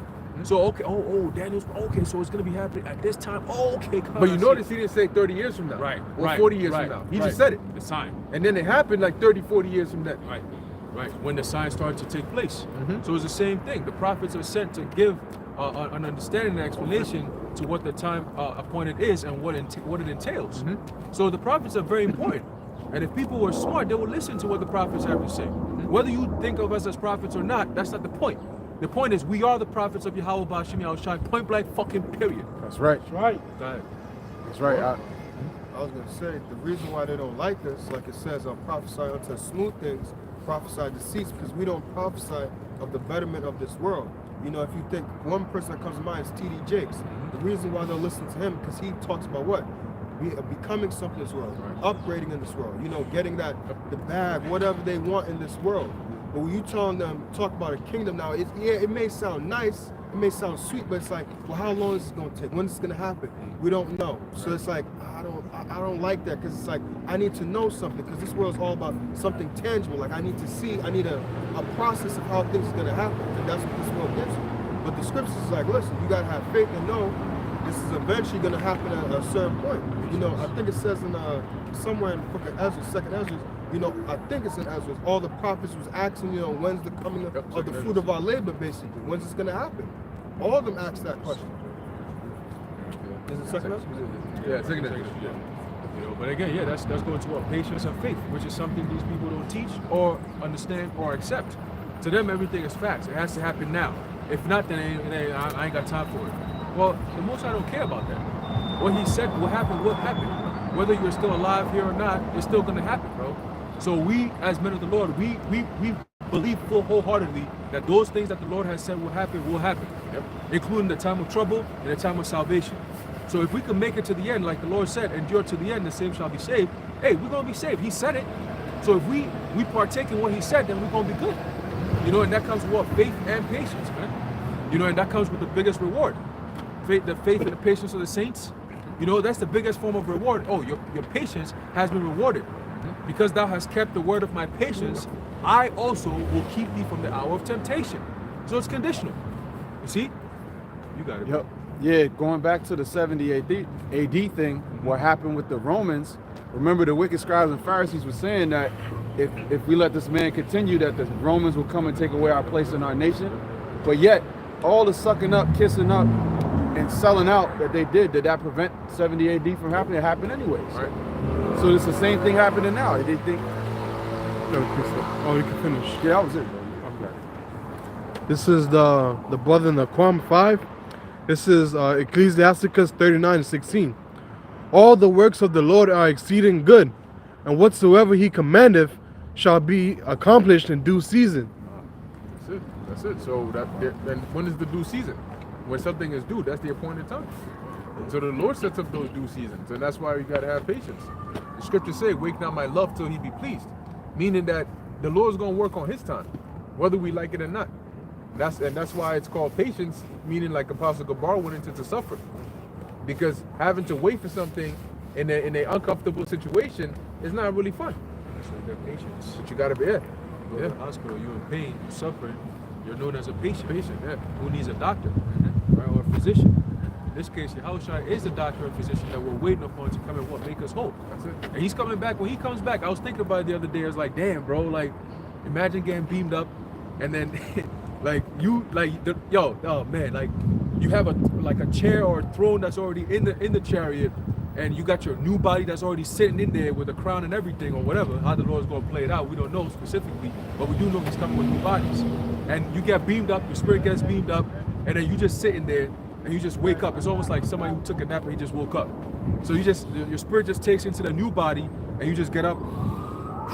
You be like, oh shit, man, damn, that was crazy. Right? Say that in Hebrew. Huh? Right. Yeah. You're like, oh wow, damn, that was crazy. And then boom, you just see, oh shit, America's, then everyone's not crazy. It's actually happening. Like, hey, call Lord Yahweh Shai. I was just thinking about it. You know, you be driving on the road quiet by yourself. meditation. Yeah, you start meditating, thinking of all these different things. Man, how would this play out? Man, that prophecy said this, and you, hold on, it says this. Hold on, let me go back to that word. You go into it, oh shit, that's, you see? But that's the spirit. Whenever the spirit comes around, you start going into the spiritual aspects of the scriptures, man. That's it, you know, but Go ahead. So I'll read it again. Habakkuk chapter 2, verse 3. For the vision is yet for an appointed time, but at the end it shall speak and not lie. And so we at the end, right? And then we're seeing the vision speaking. Go on. by way of the prophets. Right? Right, and it got a lot of things to say, you know. So we're seeing right now is getting to the point where it's introducing the destruction. You know, the vision is talking about the destruction, and then soon we're gonna see that happen. Go on. Though it tarry, wait for it. And when something tarries, it means it's delayed. It takes its time. So the scripture's saying that though the vision is delayed, it doesn't happen right away. Wait for it. Keep the patience. You think that it's about to be fulfilled this year, and then it doesn't. So then you got to keep waiting. Go on. Though it tarry, wait for it, because it will surely come, it will not tarry. Meaning that when the appointed time finally hits, there's going to be no slowing down, no waiting, no going in reverse. So have the patience, because when it comes, it comes. Go on. Verse 4, behold, his soul which is lifted up is not upright in him. Who's that? That's Esau Edom. All right, his soul which is lifted up is not upright in him. And it tells you in Psalms 58 and 3, please 58 and 3, it talks about the wicked are estranged from the womb, right? They go astray as soon as they be born, meaning they go off. Yeah, speaking lies. So their spirit ain't upright in them. It's crooked. It's bent. Go on. Righteousness. That's Yeah. funny. They like to say it all the time. The Edomites like to get bent. They like to say it all the shit. time. Oh. They're clearly not straight. verse 4 again. Habakkuk chapter 2, verse 4. Behold, his soul which is lifted up is not upright in him, but the just shall live by his faith. So that was a warning right there, telling you, look, this man, he ain't right. You know, he ain't right. Be careful when it says he, it's talking about the nation, not just one individual, right? Because sometimes the scriptures refer to the nation of Israel as Jacob or Israel, right? And it ain't talking about specifically just the man, but the nation. So you being warned, watch out, his spirit ain't right. Go on. But the just shall live by his faith. So how are we going to make it through this? Through the faith. Everything we do is based on faith. The way we live our lives, praying, coming out here doing this, all of it is based on faith. Everything is based on faith. Those are sense correctly. Because just to add to your point, what you're saying about it's the whole nation. Remember, it does start with the top elites, because that's also in Sirach, the 10th chapter. What? As the king is, so are the people. Yep. So although, yeah, it is the whole nation, but what? The main people at the top, which are the elites, they show the type of people the whole nation is. Yep. That's it. That's it. Go on. Right, so it says the just shall live by his faith. So everything, from going out to the highways, as a matter of fact, from the spirit jumping on Elder Abba Bivens and High Priest Ariah and King Masha and all them, and even up to our elders and apostles, all these things have been done through faith. Because it takes faith to believe that, you know what, let me break off, or through the spirit, break off from the original teachings of the commandment keepers and then go into this part of the scriptures. It takes faith to believe, okay, whatever revelation that I'm getting is the correct one. Let me go ahead with it. Everything, going out to the highways and byways, the name of the Lord, the salute, all of these things is all through faith. And the fact that we believe it and we continue to do it is all through faith. When you pray to the Lord, that's faith. You don't physically see the Lord. When things happen, and we believe that they happen as a result of our prayer, that's faith. I thought that was vocabulary. That's all faith. So everything we're doing is based on faith. The fact that we tell you the MOTB is the C-hip, that's faith. All these things are about to happen. It's all faith. Yeah, but this society's built on faith too. It's just fake faith. Yep. The credit system. Yeah, right. All these promises. Take this loan and we'll pay you back, interest, this, all that bullshit. Get this insurance, is going to protect you from car damages. But then you get into an accident and they tell you, your policy doesn't really cover that. It covers this instead. All kinds of BS. Go to school, go to get a degree, you're going to get a job. That's faith. Nigga, do you really get a good job after you go to school and get a degree? No. But it's faith. You did it. You come to work, if you get this job, you're going to get this money. They're paying this amount of money. You get there and the reality is like, damn, I'm not really seeing $200,000 a year. Even though I'm getting paid $200,000 a year, I'm not seeing $200,000 a year. You know why?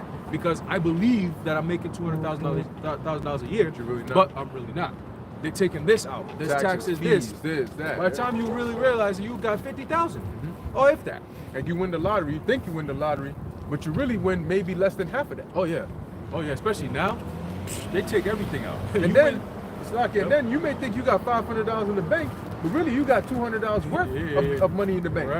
Right. So you believe it's 500, but it's really worth 200 or less as we speak. You might have, I got $200,000 in the bank right now. You go over there, how much can you really take out at the time of the ATM? Oh, maybe you can take out $100. You can $1,002. That's all you got. Here's your allowance. That's your allowance. Here you go. What type of shit is that? I called my, I'm like, hey, hold on a second. Yeah, what's for security? What is it in my account? Yeah, well it is, but you gotta wait till. Right. Fuck you mean? If I put money in here for you to watch my money for me, and I come back, it doesn't matter if I say I want everything today. It's my money. Right. Now, well, we can't really give you everything today. Well, fuck you mean? But you could take everything today, but you can't give me everything today. Right.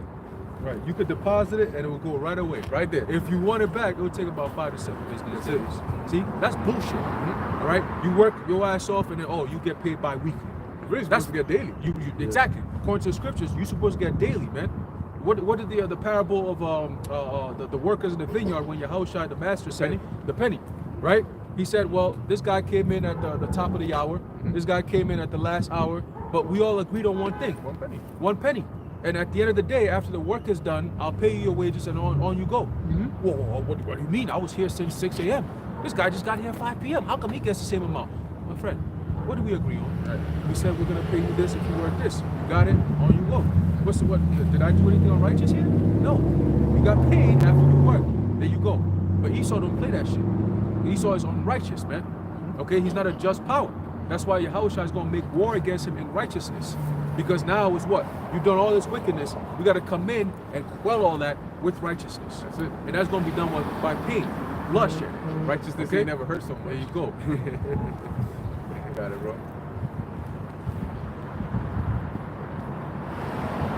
See, when we hit you in the head, when they gonna crop that out, use that deep fake shit. He said what? So they have true attention to this. But when the Lord comes back and we're set up, right, in power, and we have those scepters, when we bash you in the head, it's gonna be righteous. Right? You're gonna turn more red, but you're gonna learn to believe that that's righteous. And then we're gonna teach you that you gotta be righteous. So every time you do something that's off, we're gonna need to correct you with that. And as a matter of fact, you gotta really think about it, because you ain't, look, man, unless we come to the field or the plantation or the pit, and then maybe we extend our scepter like a mile long just so we can touch you, because we ain't gonna come into your vicinity, because you're gonna be a vile. Look, imagine you being a royal priest. You're not gonna want to go 2 feet near somebody that stinks, that's been working in the fields, grinding and all that. You know, or Edomite looking and shit. Nah, you ain't even want. No. Keep them over there. Yeah, or somebody works in the morgue. You know. Yeah, you don't want to have so you extend your scepter a good amount. If you see somebody slacking, you, nigga, get back to work. I see your ass. Esau is so vile and fucking retarded. These devils will actually operate on a dead body. You know, they take the dead body, they cut it up, they look at all this shit. Scriptures tell you not to be supposed to be around dead bodies, man. Yeah. Which, you know? I mean, even in the ancient world, there's a way to do There's it. a way to do it. But Esau takes it overboard. Right. He's not doing it You what know? the scriptures say. Yeah. He's not bombing the body and doing all that. He's inspecting, cutting it up. Like, have you ever thought about how do they get to know the process that it takes inside of a woman's womb? Yeah. Like, or what happens in a man's testicles? Like, how do you know all that? Yep. How do you know all that? Yep. They have to do tests. It says they do a diligent search. Yep. So everything Experiments. everything upon the face of the earth, these devils experiment to find out how it works and how can we weaponize this, man. That's Esau's MO. They dissect You know? everything. Yeah, that's How it. you dissect the frog, they dissect Israel too, man. We probably was one of their first test subjects. You know? It's in righteousness though. Y'all do what y'all do and according to how the Lord wanted y'all to be, because ultimately he gotta set his vengeance upon y'all and have a justifiable reason why. Like, y'all do stuff willingly. It ain't like the Lord possess you to take your craftiness and do it.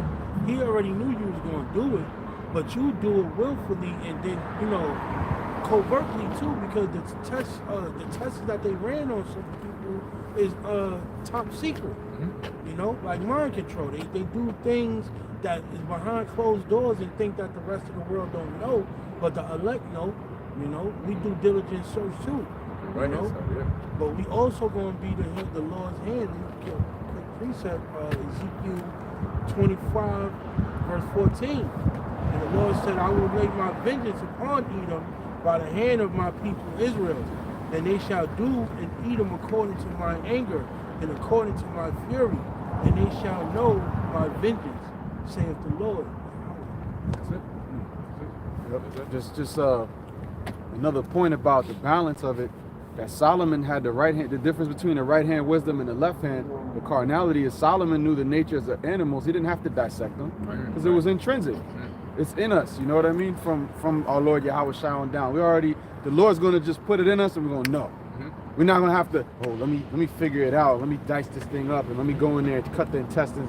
We're not gonna have to do that, man. The Lord's just gonna snap it into us in an instant, and we're gonna have all of that, man. Yeah, there's certain candies that the coating is from beaver anus. Oh, Right? Yeah, M&M's and shit. Yeah, like crazy. beaver anus. They take some whatever. That's sick. Yeah, like M&M, Skittles and shit. And you ask yourself, hold on a second.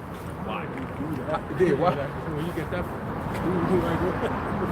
What beaver is going to willingly lift up his tail and let you put a cotton swab to swab it? And first off, it takes a devil to say, of all things, I'm going to go inspect the beaver's anus and put whatever substance from there into candy so that you can eat it. You can lick it and have fun with it. Hey, take a step further. What's that? bucket traps. Oh, yeah. Let's see how what happens. But you could take it even a step further. All right, these devils through biological engineering, okay, were able to have baby fetus mixed into people's food that they eat. There's a company called Sonomics. They do that. Right. And aborted baby cells. fetuses, exactly. And then they mix it into the energy drinks For taste. for taste, right? The food that you eat, right? These snacks that you get and so on and so forth. All right, these beauty products that a lot of these women use. Okay, so Esau is a mad scientist on the left-hand side who goes into the most satanic shit that most people don't even think exists. Now you could do the research, you could look into it and find out, oh shit, what these brothers are saying is true. Because we're reporting what's actually happening that most people don't even pay attention to. You see, so it's not like, oh, you just making it up. No, we're telling you things that you just don't see. Because you watch the movies and the theater and all this media shit, it floods your mind with images that are falsified. But for us, we don't watch TV like that. You know, like when we came into Truth Kabar, you used to say it all the time. Truth Kabar, yeah. He said you gotta watch this thing with a spiritual eye. Never really understood it Never until you did. now, yeah. See now, so when we watch everything, we see it differently. Can't help it. We can't help it. When we listen to what they're saying, we hear a completely different thing. Yeah. The Fed might, what's that? Yellen, I forget her first name. Janet Yellen. Yeah. She pops up and she says, well, you know, the Feds, you could be fine, and you know, Biden will come out, he say all these different things. But what we explain to you, oh no, this is what they're actually saying. When they say this and that, this is what it means. When they say, oh, we're gonna have a public-private partnership, this is what it's talking about. This is what they actually mean. You see, it's called Isaiah tells you about what double speak, but they also talks about good for Evil for good and good there you for go. evil. Like Isaiah was it 5:10, 5 and 10, Yeah, I think so. right? Yeah. And that's Esau for you, or is it 10 and 8? I think one of those. Yeah. Right? And that's what they do. So everything that's good is called evil, and everything that's evil is called good. By way of what? Mixing the language, mixing the tongue. You know, double speaking. You know, when they really say, oh, we're using military assistance, that's not, you might think, oh, military assistance, so the military is going to assist us. No, it means that whatever agenda we're going to push, we're going to be using it by the military. That's what that means. So you got to, oh shit, oh man, damn. When they say we're doing it for your convenience, they really mean, no, we're doing it for our convenience. We're here to help. We're here to help. What does that really mean? We're here to help push our agenda that we've set. Whether that offends you or not, we're just going to do it. You see what I'm saying? And people say, oh man, but you say you're here to help. Yes, we are helping you. Everybody you help gets hurt. That's it. We're helping you understand what we're doing here. You know what I'm saying? You going to take it or you going to leave it. You know? Sure. Helping you die. That's it. That's it. And this devil's such a scoundrel. This devil's such a scoundrel. Real quick. No, you're good. He'll pray. I was just looking up. There's chemtrails in the sky right now, right? Mm-hmm. And this devil will say, he'll create a lie. It's like disaster upon disaster upon disaster upon destruction upon death. That's it. Because Then again. yeah, and just repeat that process. And he'll say that, okay, the sun is the problem, global warming, which is a lie, right? But then he'll say we got to spray chemicals in the sky to cover that up, which is all predicated on a lie. But what about the consequence of the chemicals that you spray? How do you demonize the sun itself? How do you demonize sunlight? Right. Hey, man, because you're the devil. Meanwhile, they're spraying all this nano particles and shit in the skies. You know, all these chemical plants being blown up. I think this morning I saw that they said, damn, I forget exactly, I think Lake Ontario or one of these waterways, and they were saying that over 400,000 gallons of Minnesota, right? Yeah. And Radiation water, yeah. And I'm like, yo, this summer is gonna be weird, man, because now, like, yo, by the summertime, when the weather gets real crazy and it's hot like that, evaporation, and all the chemicals get activated. Exactly. All of them get activated, man. So we're gonna see some shit. They said the water is flowing downstream, and it's wintertime now, right? So by springtime, when everything starts, you know, melting, all this water that's been fucking Ohio, all that water and shit is going all the way down to Mississippi, all the way down to the Gulf, okay, the Gulf of Mexico. So then that's also gonna transfer into what? The Atlantic Ocean. All right, all the water is all connected. Scriptures tell you that the water that go by a circuit, it circuits. Okay, so it's all connected, man. So they literally infiltrated one part, which is gonna affect the Great Lakes. Okay, you know, it's gonna affect Yellowstone. All right, so this just nature alone is going to be affected by these chemicals alone, and human is part of nature. Okay, so we'll see, man. We'll see how the Lord plays this thing out, but we know that it's not going to be a comfortable ride, man. This summer is going to be one for the ages. One for the ages, man, with so many things happening at once, as the title goes, right? It's going to be one for the ages, you know, and we know exactly what's coming.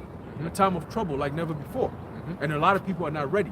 Why? Because they're still in shock and disbelief. Oh no, that can't happen. Talking to a couple of my coworkers, they say the same shit. Oh, I don't see that happening in my lifetime. Oh, not even my children's lifetime. I'm like, this fool over here, man. With everything you're seeing, what more do you need? Hey, you know? Recently issued arrest for Putin in international criminal court. You know, and by him shooting down an American drone, you know, the hostility is turning up right now. Yeah, y'all don't see that things is transpiring that, you know, is going down in the effect of something major. Then y'all really sleep, man. And you know who's behind all that propaganda? Amalek. Yeah. Just like they did with the Balfour Declaration and all that shit. They set up Germany against Britain. All right? And they always do that shit. They always in the back, setting shit up politically, going behind, financing this, going over here, setting this up, setting that up. The next thing you know, that's why you think Russia is going to team up against Israel. Because they know Amalek is behind all this shit, man. Nobody's talking about Amalek. But yet they behind the scenes pulling all the strings. You know, and we know you devils are doing this shit. All right, your history keeps on repeating itself, and the prophecies are showing who you devils are, man. That's the it. house of Edom. That's in the bucket. Let's That's get it. that. Let's get into it. Habakkuk chapter 2 verse 5. Yea, also because he transgressed by wine, So just like the brother was saying, they transgress by wine, which the wine is going into their philosophies and their words, their sayings, and all of that. Okay, and as it says, they transgress, right? Because on the right hand, the wine represents the knowledge of the scriptures, but on the left hand, the wine represents the knowledge of their deceptive ways. So they transgress, meaning they push those wickedness through those different philosophies and the agendas that they push all around the world. Go on.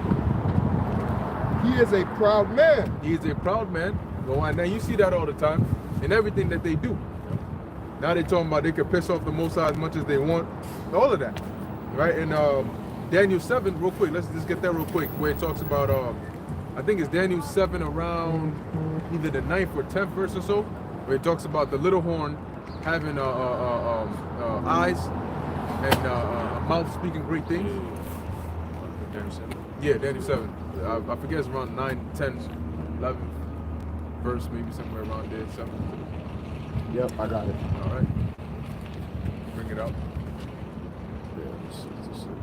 Yep, Daniel 7 and 11. I beheld then, because of the voice of the great words which the horn spake, I beheld even till the beast was slain and his body destroyed. Actually, go up a bit. I think it's a couple verses. Might be a couple verses above. It's right after it says the before whom the three horns Yep. were plucked up. Whoever got it, bring it. You got it. There's a book of Daniel chapter 7 and verse 8. It says, I considered the horns, and behold, there came up among them another little horn. So what that's talking about is the horns, which are the original 10 horns. Today they're known as the EU. In the ancient world, they had ancient names. All right. But as it says, he beheld another little horn, an additional one. Right. Go on. It says, before whom there were 3 of the first horns plucked up by the roots. So out of the original 10 horns, 3 of them were plucked up, meaning they were taken down by this one little horn. Which this horn, being the 13 colonies, came from the British, which in the ancient world they were known as the Anglo-Saxons. Okay, that was one of the ancient names of those today known as the British. So the little horn, being the 13 colonies, or America as it became known, ended up taking out 3 of those first horns, which are the French, the Spanish, and the British. All right, go on. It says, and behold, in this horn were eyes like the eyes of men. Now, real quick, hold what you have in Habakkuk, but jump also to Revelation, the 5th chapter. So as it says, you can read that again. God. It says, and behold, in this horn So in this horn, which represents America, go on, in its beginning stages, go on. were eyes like the eyes of a man, or eyes of man, and a mouth speaking great things. Right, and those eyes represent wisdom. Okay, and the mouth represents their. Why does it say a mouth speaking great things? Not great things in goodness, but great things in pride. Yeah, because they were talking big. They were lofty, big-headed. You got in Revelation 5, it talks about Yahushua having read that. Revelation chapter 5, verse 6. And I beheld, and lo, in the midst of the throne and of the 4 beasts. And This is what the Apostle John is seeing, right? He saw the throne, and he said, in the midst of it, and in the midst of the 4 beasts, because you got 4 angels in the form of beasts that are around the throne. Go on. And in the midst of the elders. And then you had 24 elders who constantly bow, put their crown down, bow before the Lord, come back up. Go on.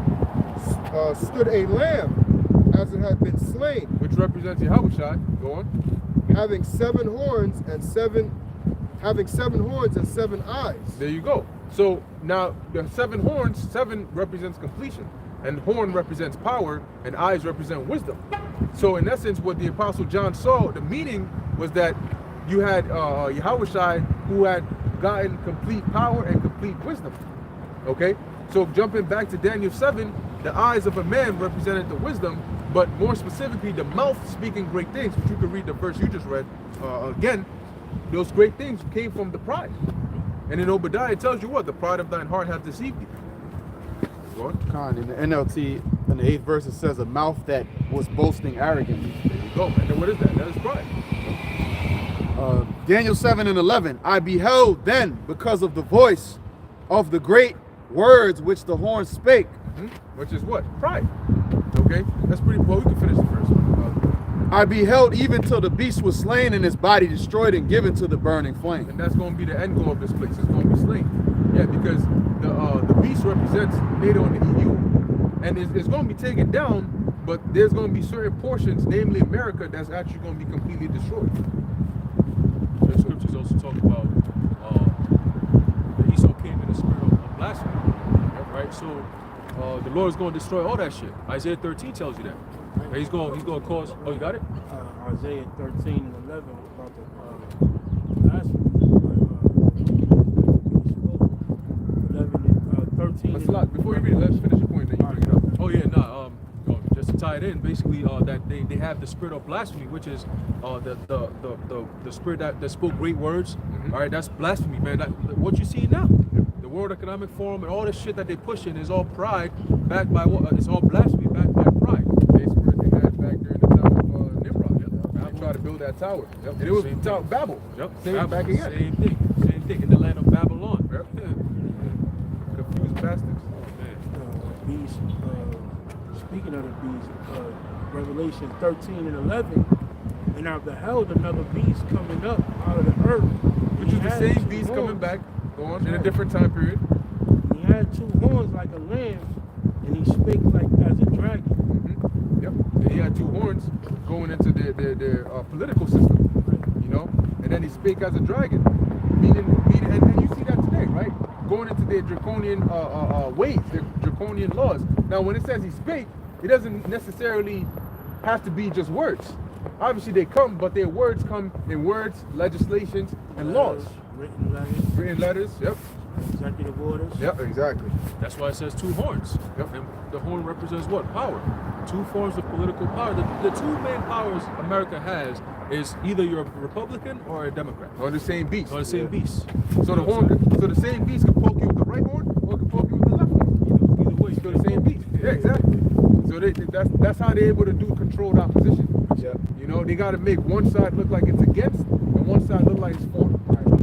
Yeah, keep hitting the people like Batman or ping pong. You know, that's where the government comes in.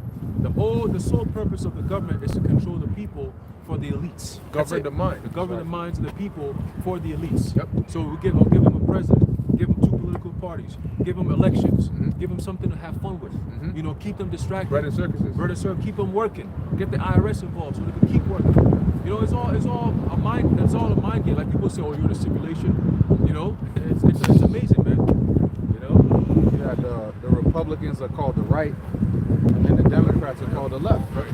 So the left is like balls to the wall wickedness in your face, like drag queen story hour. Then you have the Republicans, which is like the fake righteous opposition. Right. But they're on the same accord because they want to continue the same system, which perpetuates the same bullshit anyway. Yep. And now they're talking about I forgot who it was. Something Morgan, Pierce Morgan, not JP, but yeah, that nigga. So he basically comes on, right, and he says he's telling this activist, right?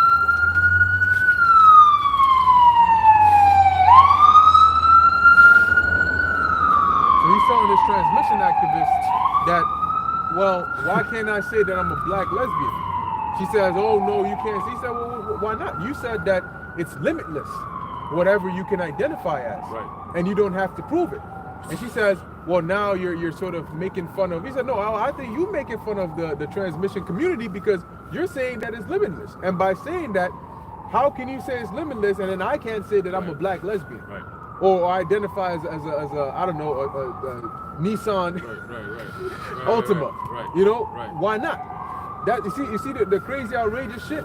And they try to. I remember back in high school, they some you know, they always have those teachers that are on that bullshit, and then those students that are right up the teacher's rectum and shit. You know what I'm saying? Touching the greater intestine. You know what I'm saying? Like their head is plugged so far up there, and they try to play that shit, talking about some. I can identify as whatever the hell I want, and I said, okay, so I can identify as whatever the hell I want. How the hell are you going? If you say you're Chinese, I'm supposed to believe you're Chinese because you said you're Chinese. Right. You identify as Chinese. Right. Well, I can say that I'm a king, so you do it, and I identify you as a slave. So you do whatever the hell I want you to do. Well, no, you can't do that. You see how? It's all common. Yeah, but going back to the point is that like you were mentioning about the right and the left, they all got their bullshit. All they do is when one is in power, they highlight the bullshit of that one and try to make the other one look like the better option.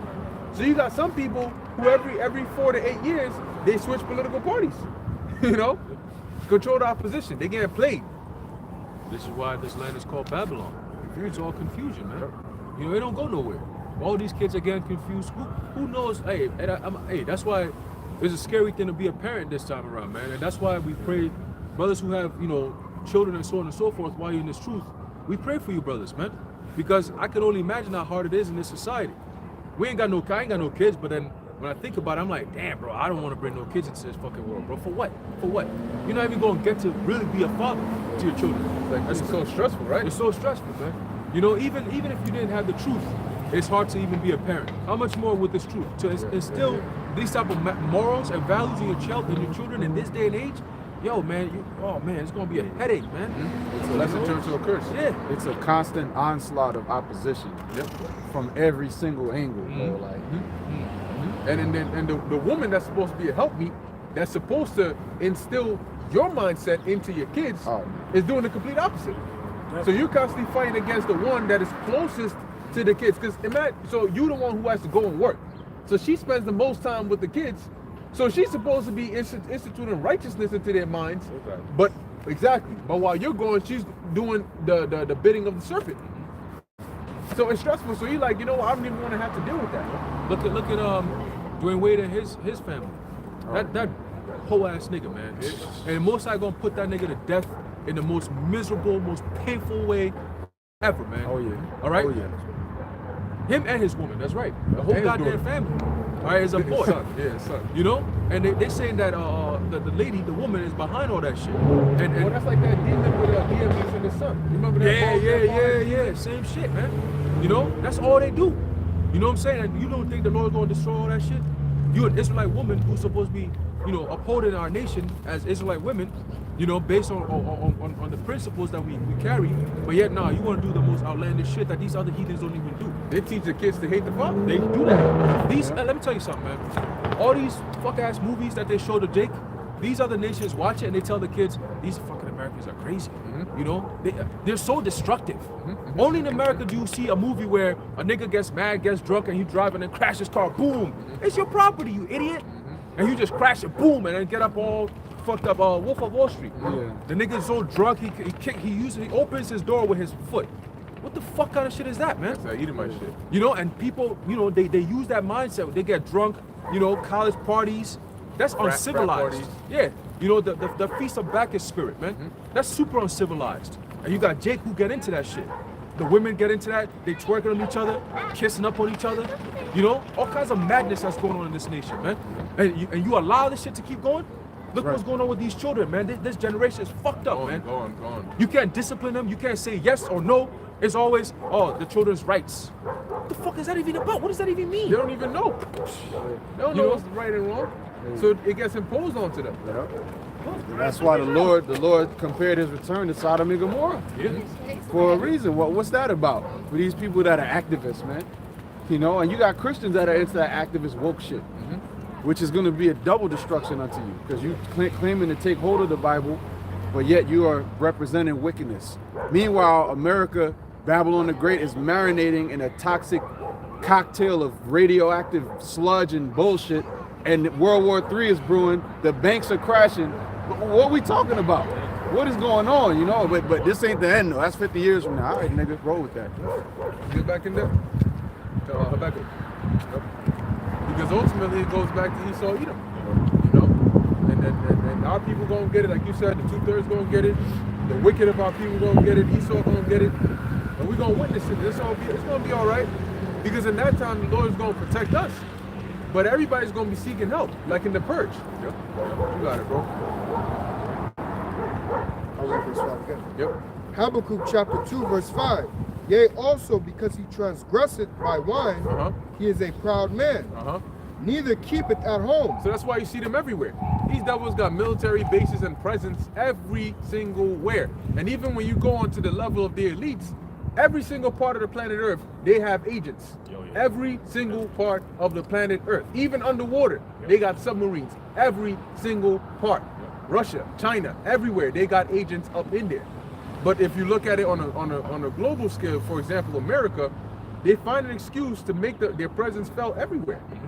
You know, oh, something is going on. Let us take a look. Who made you the international police? If it's a sovereign country, how are you to say, no, step back, I got this. I'm going to take, what you mean?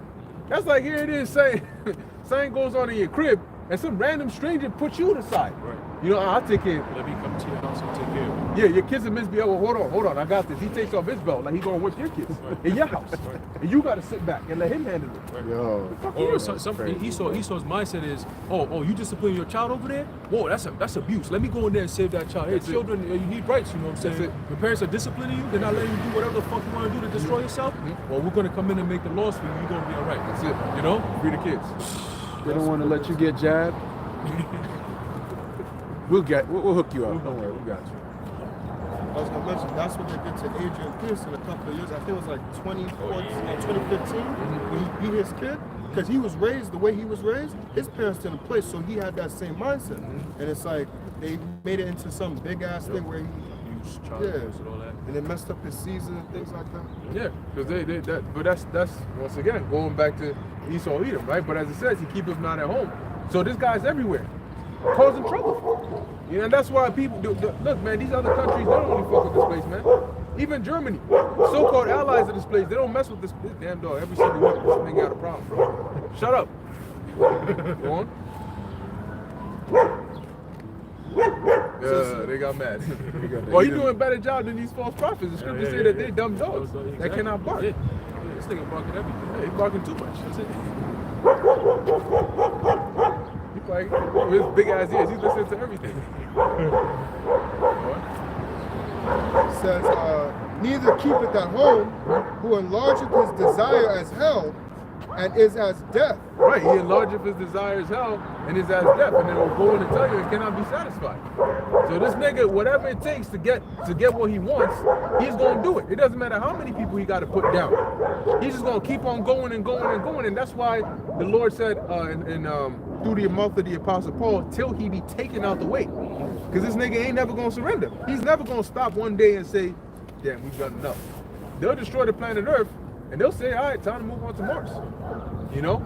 And then move on anywhere else we can go. Fuck it, let's just fill up space. You know what I'm saying? They got underground bunkers, like underground cities, man. You know, they got underground cities. I seen a picture. I'm like, damn, they make people look like this small inside the big ass fucking underground shit, man. I'm like, oh shit, like he's on that play. He really scared. What is that? Got a quick precept. I'm gonna have to recruit this dog, man. Shit. He's trying to warn his master of destruction. Revelation 17:1. And there came one of the 7 angels, which had the 7 vials, and talked with me, saying unto me, come hither. Damn, Apostle John is famous in the heavens. He got all the angels talking. Yeah. I will shew unto thee the judgment of the great whore that sitteth upon many waters. So they basically gave him the secrets. You know, they said, look, I'm gonna show you. I'll show you the judgment that's about to happen to this girl. And that already tells you their impression of this place. And they already, because first off, think about it, right? Right now, even in today's day and age, you think of a whore and it's in a negative light, right? Yeah, she's a whore. That's like an insult. But how much more for the ancient world? Because the scriptures, man, the way that imagine you a father in the ancient world, you hear your daughters was whoring around. Women got put to death, right? Because she brought shame. So for the angels to refer to this place as a whore, that must mean that this place is literally a whore, you know, in the worst way possible. It wasn't the judgment for a priest's daughter that was a whore for her to be burnt with fire? Yeah. Reading on, and also the point of dwelling on many waters, that America is always delving into these other nations. Second verse, with whom the kings of the earth have committed fornication. See, that's why she a hoe. That's why she don't keep at home like a hoe. You know, she everywhere, spreading her metaphorical legs. But at the same time, she's everywhere with the hammer, hammering people. Oh, that's perfect that you said that. I got a quick quote here. It says, everyone knows how some primitive communities brought suddenly into contact with Esau Edom become listless and finally die from mere absence of the will to live. That's Esau feet, man. Virus. That's a virus. You know, the moment he comes around where you at, hey, the natives, our brothers, the northern tribes, they suffered that.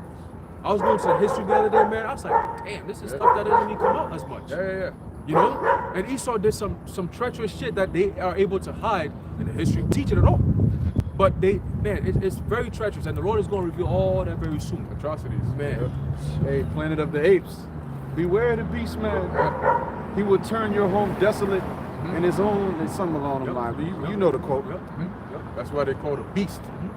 It's the harbinger of death. That's it. Man, what's that?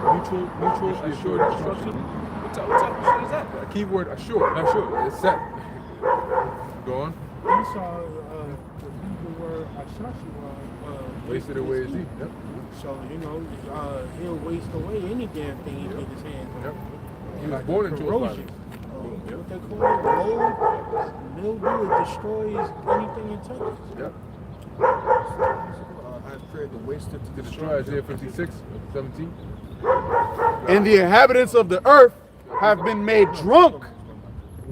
And the inhabitants of the earth have been made drunk with the wine of her fornication. Yeah, man, and that's what they do. See, the thing about the devil is he always gives before he takes, but he takes through his giving. That's how the devil moves. You know, like somebody will take away your life through food. That's poison. You know, and so that's what this devil does. You know, he comes and he gives you this, that, and the third.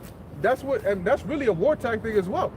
You know, like there were certain, like if you study like the Chinese especially, and then the Japanese, they're very disciplined in that, but they're very key on these tiny little things that they use to take advantage of people.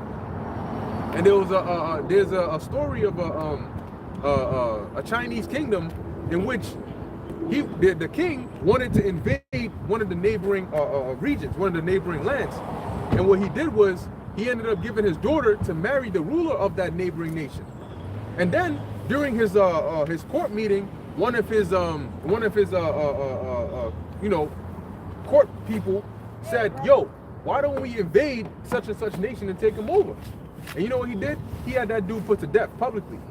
And so word spread to that nation. They're like, "Damn, this guy really, you know what I'm saying? He really fuck with us." Next thing you know, a couple weeks later or so, they were already at their front doors. They done invaded their shit, took them over just like that, and kept them as, and never relinquished that territory. That's that ultimate never let them know your next move. That's it. Don't let them know your next move. So you give before you take. That's it. You know, and you take in the giving. Like you think about I forgot who it was. Snow White and the Seven Dwarfs or so, where the witch gave her the apple, Right. and in essence took her. Basically, I don't know if she fell into a deep sleep or she died or whatever. She was poisoned. She was poisoned. Yeah. And then, yeah, so the witch took her life by giving her an apple. You know. And that's the whore.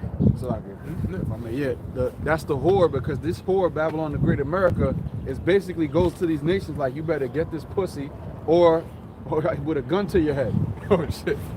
America, Babylon the Great. America, Babylon the Great is like, come get this pussy, and then but with a gun to your head. And if you don't get this pussy, then it's a lead to your head. That's it. Also, that the symbolism in Snow White, the apple that led her to her demise is a bright red, shiny apple. And what do they call New York?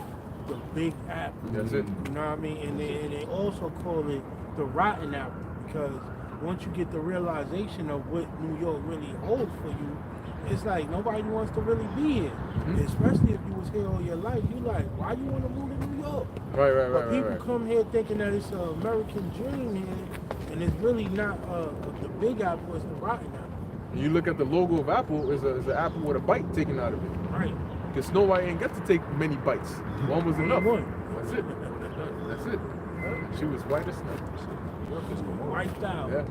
Yeah, Sodom and Gomorrah. Well, This is the precept to back what you're saying. It says, this is Sirach chapter 13, verse 4. If thou be for his profit, he will use thee. But if thou have nothing, he will forsake thee. Yep. If thou have...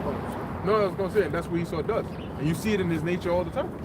So that's why it says, by the time he leaves, you've lost the sense of will to do anything. Because everything you had, he sucked dry. Look at what happens to these contracts, these celebrities, these athletes. All right. Normally, what they do is they will tout you and make you seem like the most important person in the world. And then once you get to the end of your career, all of a sudden, all these bad things start coming out. Like, oh, this guy was doing this, he was doing that, he was gambling, he was a rapist. You know, it's like, whoa, what the fuck happened? Like, this guy was a so-called god in the world of sports, and now Charlie Sheen, He was winning. it will demonize you right away. Because some of these people get to a point where they're like, yo, I'm still here. You're trying to push me out the game already? Well, I'm going to expose everything you know do in the back. And then, you going to do that? I'm going to teach you who's going to teach you who's, there you go. And then they start, then the battle starts. All of a sudden, next thing you know, he's going to court 24/7. You're like, damn, this thing, what happened, bro? You know? Yo, Esau, man. Shit, yo. He's the devil. That shows you the power of the Most High on the left-hand side. You know? You got it, bro. It says verse 5. If thou have anything, he will live with thee. Yea, he will make thee bear and will not be sorry for it. Yeah, meaning he's going to suck you dry. When you have that potential, they'll send the agents who come in and be like, hey, listen, you're gonna get the best colleges if you sign with us, you know, and we're gonna give you the best trainers, the dieting, all this shit. But guess what though? You gotta cut off these people from your life. The people who will be in your life to give you advice and say, hey son, you know, these kind of things, they kind of get a little crazy. They'll take you here and do this. Don't sell your family for that shit, you know. Be on the right path. Hey, we raise you in the name of God and Jesus Christ. Hey, you know, stay by. That guy gotta go, man. You know, he's blocking you from growing. He's blocking you from exploring all these different opportunities, these endorsements. Oh, wasn't that even in 2K? I forgot which year it came out. Oh, you had to make a decision. Yeah. Your friend, 2K16. Yeah. You know, frequency, vibration, whatever. Yeah. You know, and his friend was like, he was telling him, yo, bro, like, don't turn your back on us, man. We've always been there with you. We are the reason why you were even seen in the first place. You know, which is us in this truth. You know, don't forsake thy first love. Oh, it says, if I found my brother without, I will kiss him and bring him unto my mother. Yep. Right? Yep. Oh, that thou were my brother that sucked the breast of my mother. Yep, that's it. Meaning that, that you were in the truth. And then the mother being the word, you suck the breast, meaning you get the milk, you get the nourishment of the word. Yeah. And what does it say in Hebrews, the 5th chapter? That you're gonna start off with milk and not strong meat. Right. You know, when you first come into the mother's house, you're gonna start off with milk. That's it. You know, which is the basics to get you nourished. You know, get your bones stronger, so you can get up and actually be part of the warriors. And then you be taken into the field. Now the battle begins. You've gotten nourishment. You can get up now. Let's get into the war battle. And then at the war battle, we're not drinking no milk over there. We eating that strong meat. You know, breaking right through the bones. You know, you cracking skulls, doing all kinds of shit, hunting. You know, to survive. You know, you go, hey, brothers, hey, yo, you go here. You tackle this. You stay up there, watch and see. Make this sound. When I hear this sound, brother, this means go over here. You fetching the water, good. When you see this, let me know, this and that, right? And then after that, we all come back. This brother got the deer over his shoulder. This brother's coming down with the berries. This brother's doing this. He got the water. You know, bro's got the grapes. You should be a storyteller. Right? Yeah, this is a storytelling. Started off with the milk and we ended, but it's a process, right? Yeah. You know, that's it. Escalates. You know, that's it. That's it. No, it's a little bit more. That's it. It says, verse 6, if he have need of thee, he will deceive thee and smile upon thee. And so really, is it a good thing to be needed by Esau? No, because that means that he's coming after you with deception. That's how they get all these people, and before it's too late, you end up looking like Tyrese Gibson crying on social media and shit. They do that with the CIA people. The CIA does that. Like, let's say a doctor, right? Just quick example. A doctor is really, doing some experiments or whatever. The CIA finds out about that. They'll come to that doctor and say, hey, meet us at this office, whatever. We'll have a conversation.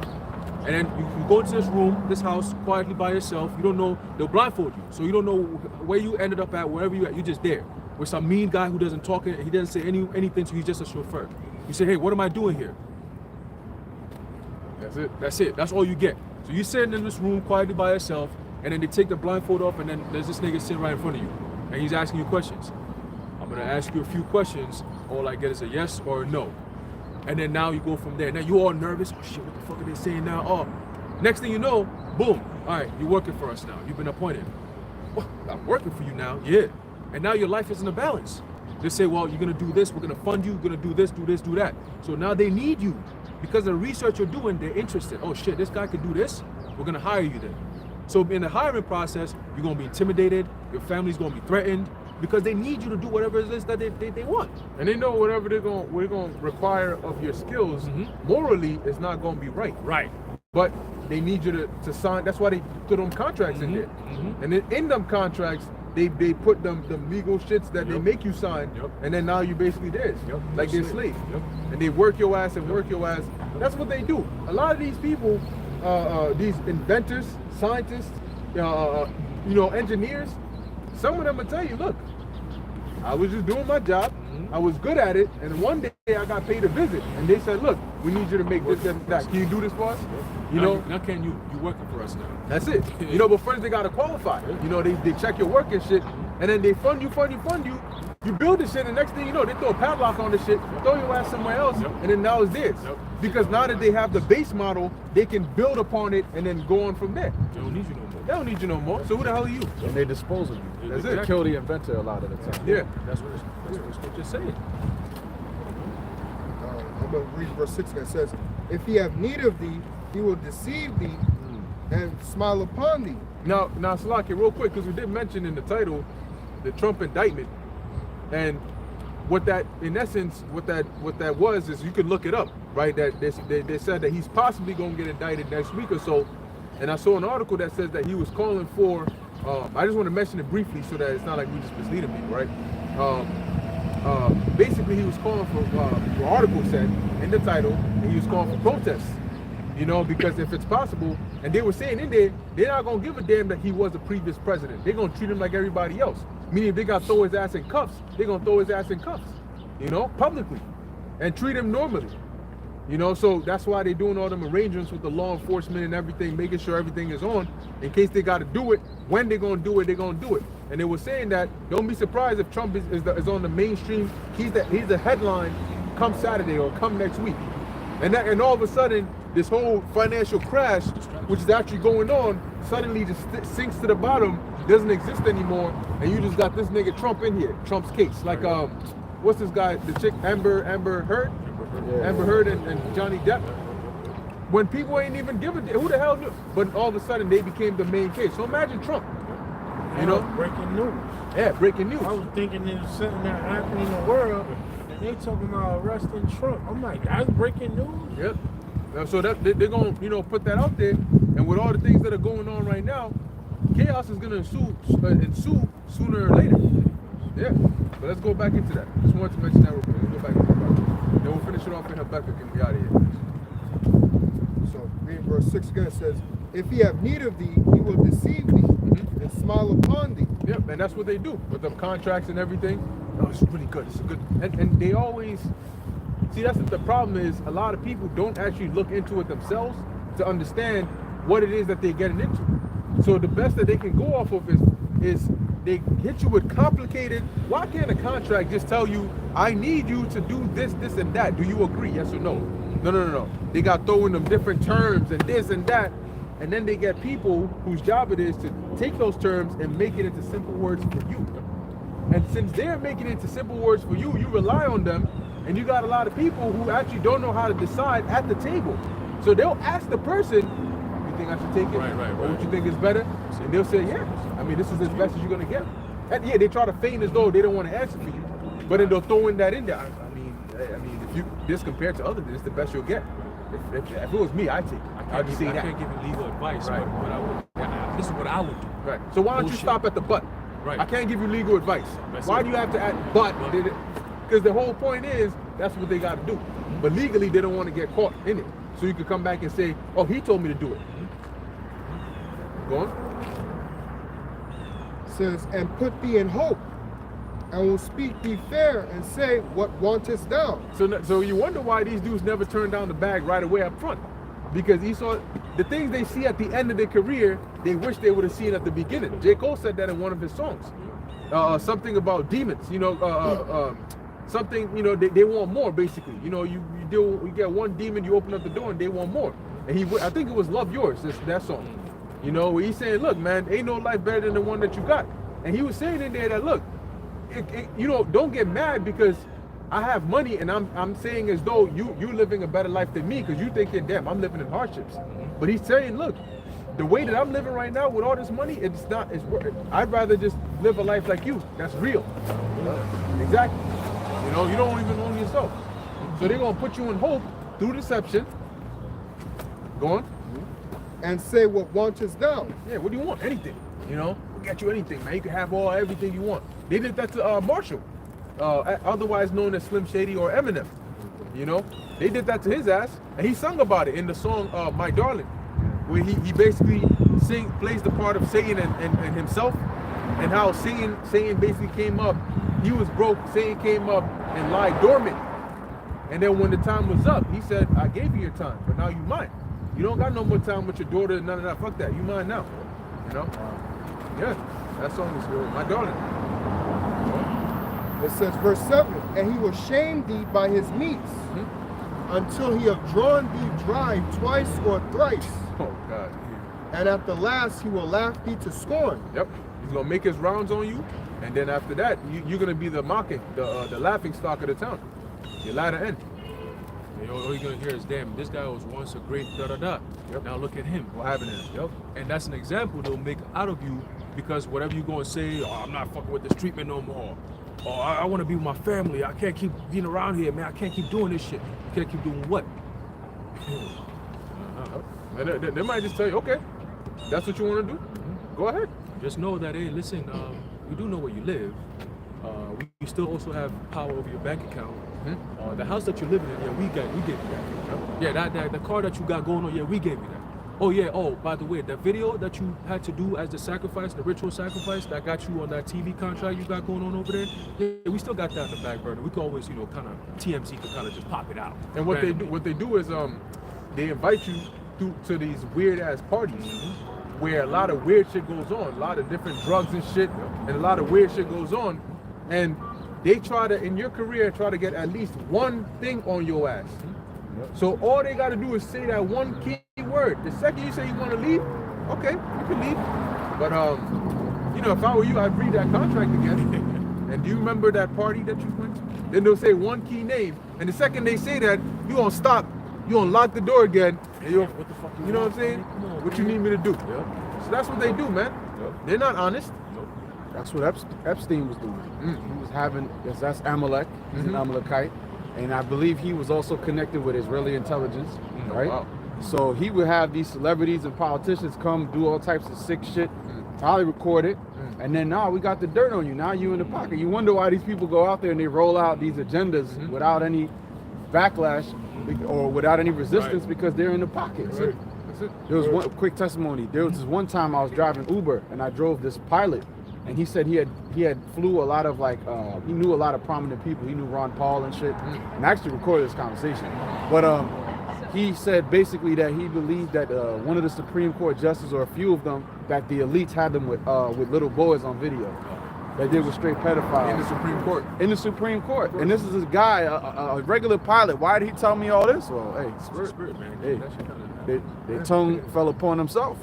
And he was just, why are you telling me all this? I'm like, all right, but I kept giving him leading questions to get more out of him. And they'll tell on themselves every time. So it's all real, man. It's all coming out. The vileness of this devil. Go on. Last part it says, afterward, when he seeth thee, he will forsake thee and shake his head at thee. Exactly. So after after you were his best puppet, now that you're done, he don't know you no more. Now you're regarded as nothing. You know, and that's pretty much it. He doesn't need you anymore. That's it. You know, you old now. You can't do the shit that you used to do when you were young. What the fuck I need you here for? You're just old now. Get the fuck out of here. Like they did with Kobe. You know, now they're about to do with LeBron, all these different people. Once you get to the top and you can no longer produce that money, that income, you're not a cash cow, the fuck, I don't need you here for Just a nothing. cow. Just a cow. No more cash. That's it. Now you're ready for the slaughter. That's it. Go back to our Back, yep. Let's just go up until the debt that live. Yeah. Quick preset, Yep. just to connect to that. And then, Sirach 20:14, the gift of a fool shall do thee no good when thou hast it, neither yet of the envious for his necessity, for he looketh to receive many things for one. You hear that? So you got to be careful. See, you got to be careful with them gifts, man. You know, gifts are a way that people, you know, they use. Most of them are not really genuine. Gift and praise. Yeah, gift and praise. The scriptures tell you, a gift destroyeth the heart. You know, so you gotta be real careful with that, because that's a tactic that, for example, Esau uses. Now, there ain't nothing wrong with giving a gift, you know, genuinely, but you know, you just gotta keep that in mind. Be careful what's at stake. If somebody starts coming around, all of a sudden they offering you shit, you didn't even ask for it. It's very like mad, random. Like this nigga just coming around, just all of a sudden, like, yo, take this, bro. You know, just watch out. You know, hey, I know you know, get this. Oh, what the fuck is this, man? Because then you start thinking, well, you know what I mean? Especially somebody you don't know. Yeah. You know what I mean? That's what the Esau does that a lot. You know, he'll come up, you know, and this here you go. But you know, the thing about America, right, is that like it's so flipped, because then you have cases where you may see somebody and you genuinely are like, yo, I got you. Don't worry about it. Yeah. You don't got to pay back or anything. But they're so skeptical because in their mind, everybody has an ulterior motive. Right. Yeah. So even if you're genuine about it, it's hard to prove that. Because how much more can I tell you that I'm genuine? Just take the shit. Right. Nah, I don't know. I'm good. No, you're not good. You know, but nah, because you know. It's But like that's, talking to a new chick. yeah. Yeah, it's like I'm not gonna fuck you over, but you've been fucked over for so long. I gotta prove to you that I'm not gonna fuck you over. You make your life hard, Right. and the next thing you know, the man just walks away because it's like you just being a bitch. Yep. You know? Because then it's like a wounded dog or a wounded animal. Yeah. And they, you know, they lost that trust. So it's very hard to try, because trust is one of them one-time things. Yeah. That is very, very hard. Yes. Yeah, it's very fickle. It's like glass. It's like a glass plate that once it breaks, that's it. You ain't fixing that plate. You'd be lucky to get another plate. You know, and that's the situation with a lot of these cases. You know? But like you were saying, yeah, you got to try to build that trust again. But yeah. And that's the devil's world for you. You know, and a lot of these these rappers, man, they wish they could be standing here doing what we're doing. You know, they actually envy us because we actually are living a real life, with walking in our integrity through the Lord. Yeah. They, on the other hand, are Satan's minions. What's better? Serving the Lord and you got to be low for a little while, and the Lord still looks out for us, man. Yeah. We ain't eating out of a trash can. We just don't got all this big fake bullshit that you got. Yeah, we're taking care of it. But they want to be Satan's minions. You know, they wanted the fame and the clout. And now they're looking, especially the closer we get to them, they're like, man, those guys, I wish I was them, man. I wish I was out there prophesying. But you can't because you've already been compensated, bro. Yep. That's right. That's it. Your consolation, you already got it. That's it. All right, let's go on. Going back to Habakkuk chapter 2, verse 5. Yea, also because he transgresseth by wine, he is a proud man, neither keepeth at home, who enlargeth his desires hell, and is as death, and cannot be satisfied, but gathereth unto him all nations, and heapeth unto him all people. Yeah, that's what you see going on even in today's day and age. All right, that's why he's everybody. He is everywhere. There's melting pots everywhere. Go on. Verse 6. Shall not all these take a parable against him, And who are those? The nations. Okay, what are they going to say? Go on. and a taunting proverb against him, and say, Woe to him that increaseth that which is not his. Mm-hmm. How long? And to him that layeth himself with thick clay. Yeah, when you go into that word clay, which is why this is a perfect example as to why you got to go into the words. How would you ever know that clay meant debt if you never looked into the Hebrew word over there? See, and it tells you thick clay, because that's what these devils do. They've laden themselves with thick clay. They're in so much debt right now, and that's why they're resetting. You know, they're resetting. They can't try to fix it, so they're just gonna reset it all. And what's one of the number one debt cleansers?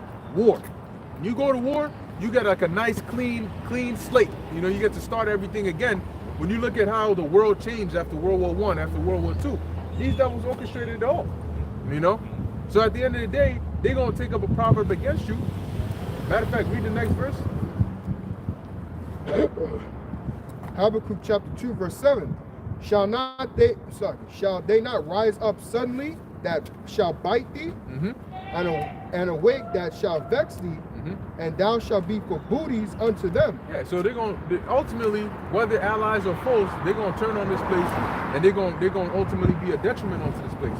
They're gonna bring destruction upon this place. They're gonna bring hardships, whether it's financially, whether it's trade-wise, and ultimately through war. And like it says, this place is gonna be booty. It's gonna be a spoil. And that's ultimately what's coming. That's it on that. And Habakkuk on there. Can I read the 6th verse in the GNT just to expound on your point? Yep. Habakkuk 2 and 6 in the GNT. The conquered people will taunt their conquerors and show their scorn for them. They will say, you take what isn't yours, but you are doomed. How long will you go on getting rich by forcing your debtors to pay up? There you go. There you go. And so they print the money out of thin air, and then they make you in debt, and you got to pay it up. So what would you do? Use it. And that's why in the scriptures say that the borrower is subject to the lender. You know. So I mean that's the nature of this devil. But as we're seeing, the Lord is flipping it all back on him. You know. So these next few weeks to months are going to be a very crucial and interesting time as we go into April, as we go into May. You know, and we go into June and July and all of that. Let's see what the Lord has in store. You know, as the summertime's coming, you know, let's see what's going to happen. The stage is definitely set. Something known as a poly crisis. Right. All right. So we're going to see how the Lord's going to play it out, but that is pretty much Jacob's trouble. That's it. Poly crisis. That's it. All right. So, let's see. Anyway, with that, we're going to end it here. Lord willing, that was edifying to the elect. Closing, we want to give all praises, honor, and glory to Yahweh, Ba'ashem, Yahweh Shai, Ba'ashem, Ruach HaKodesh. Until next time, shalom. Shalom. Look at this cat.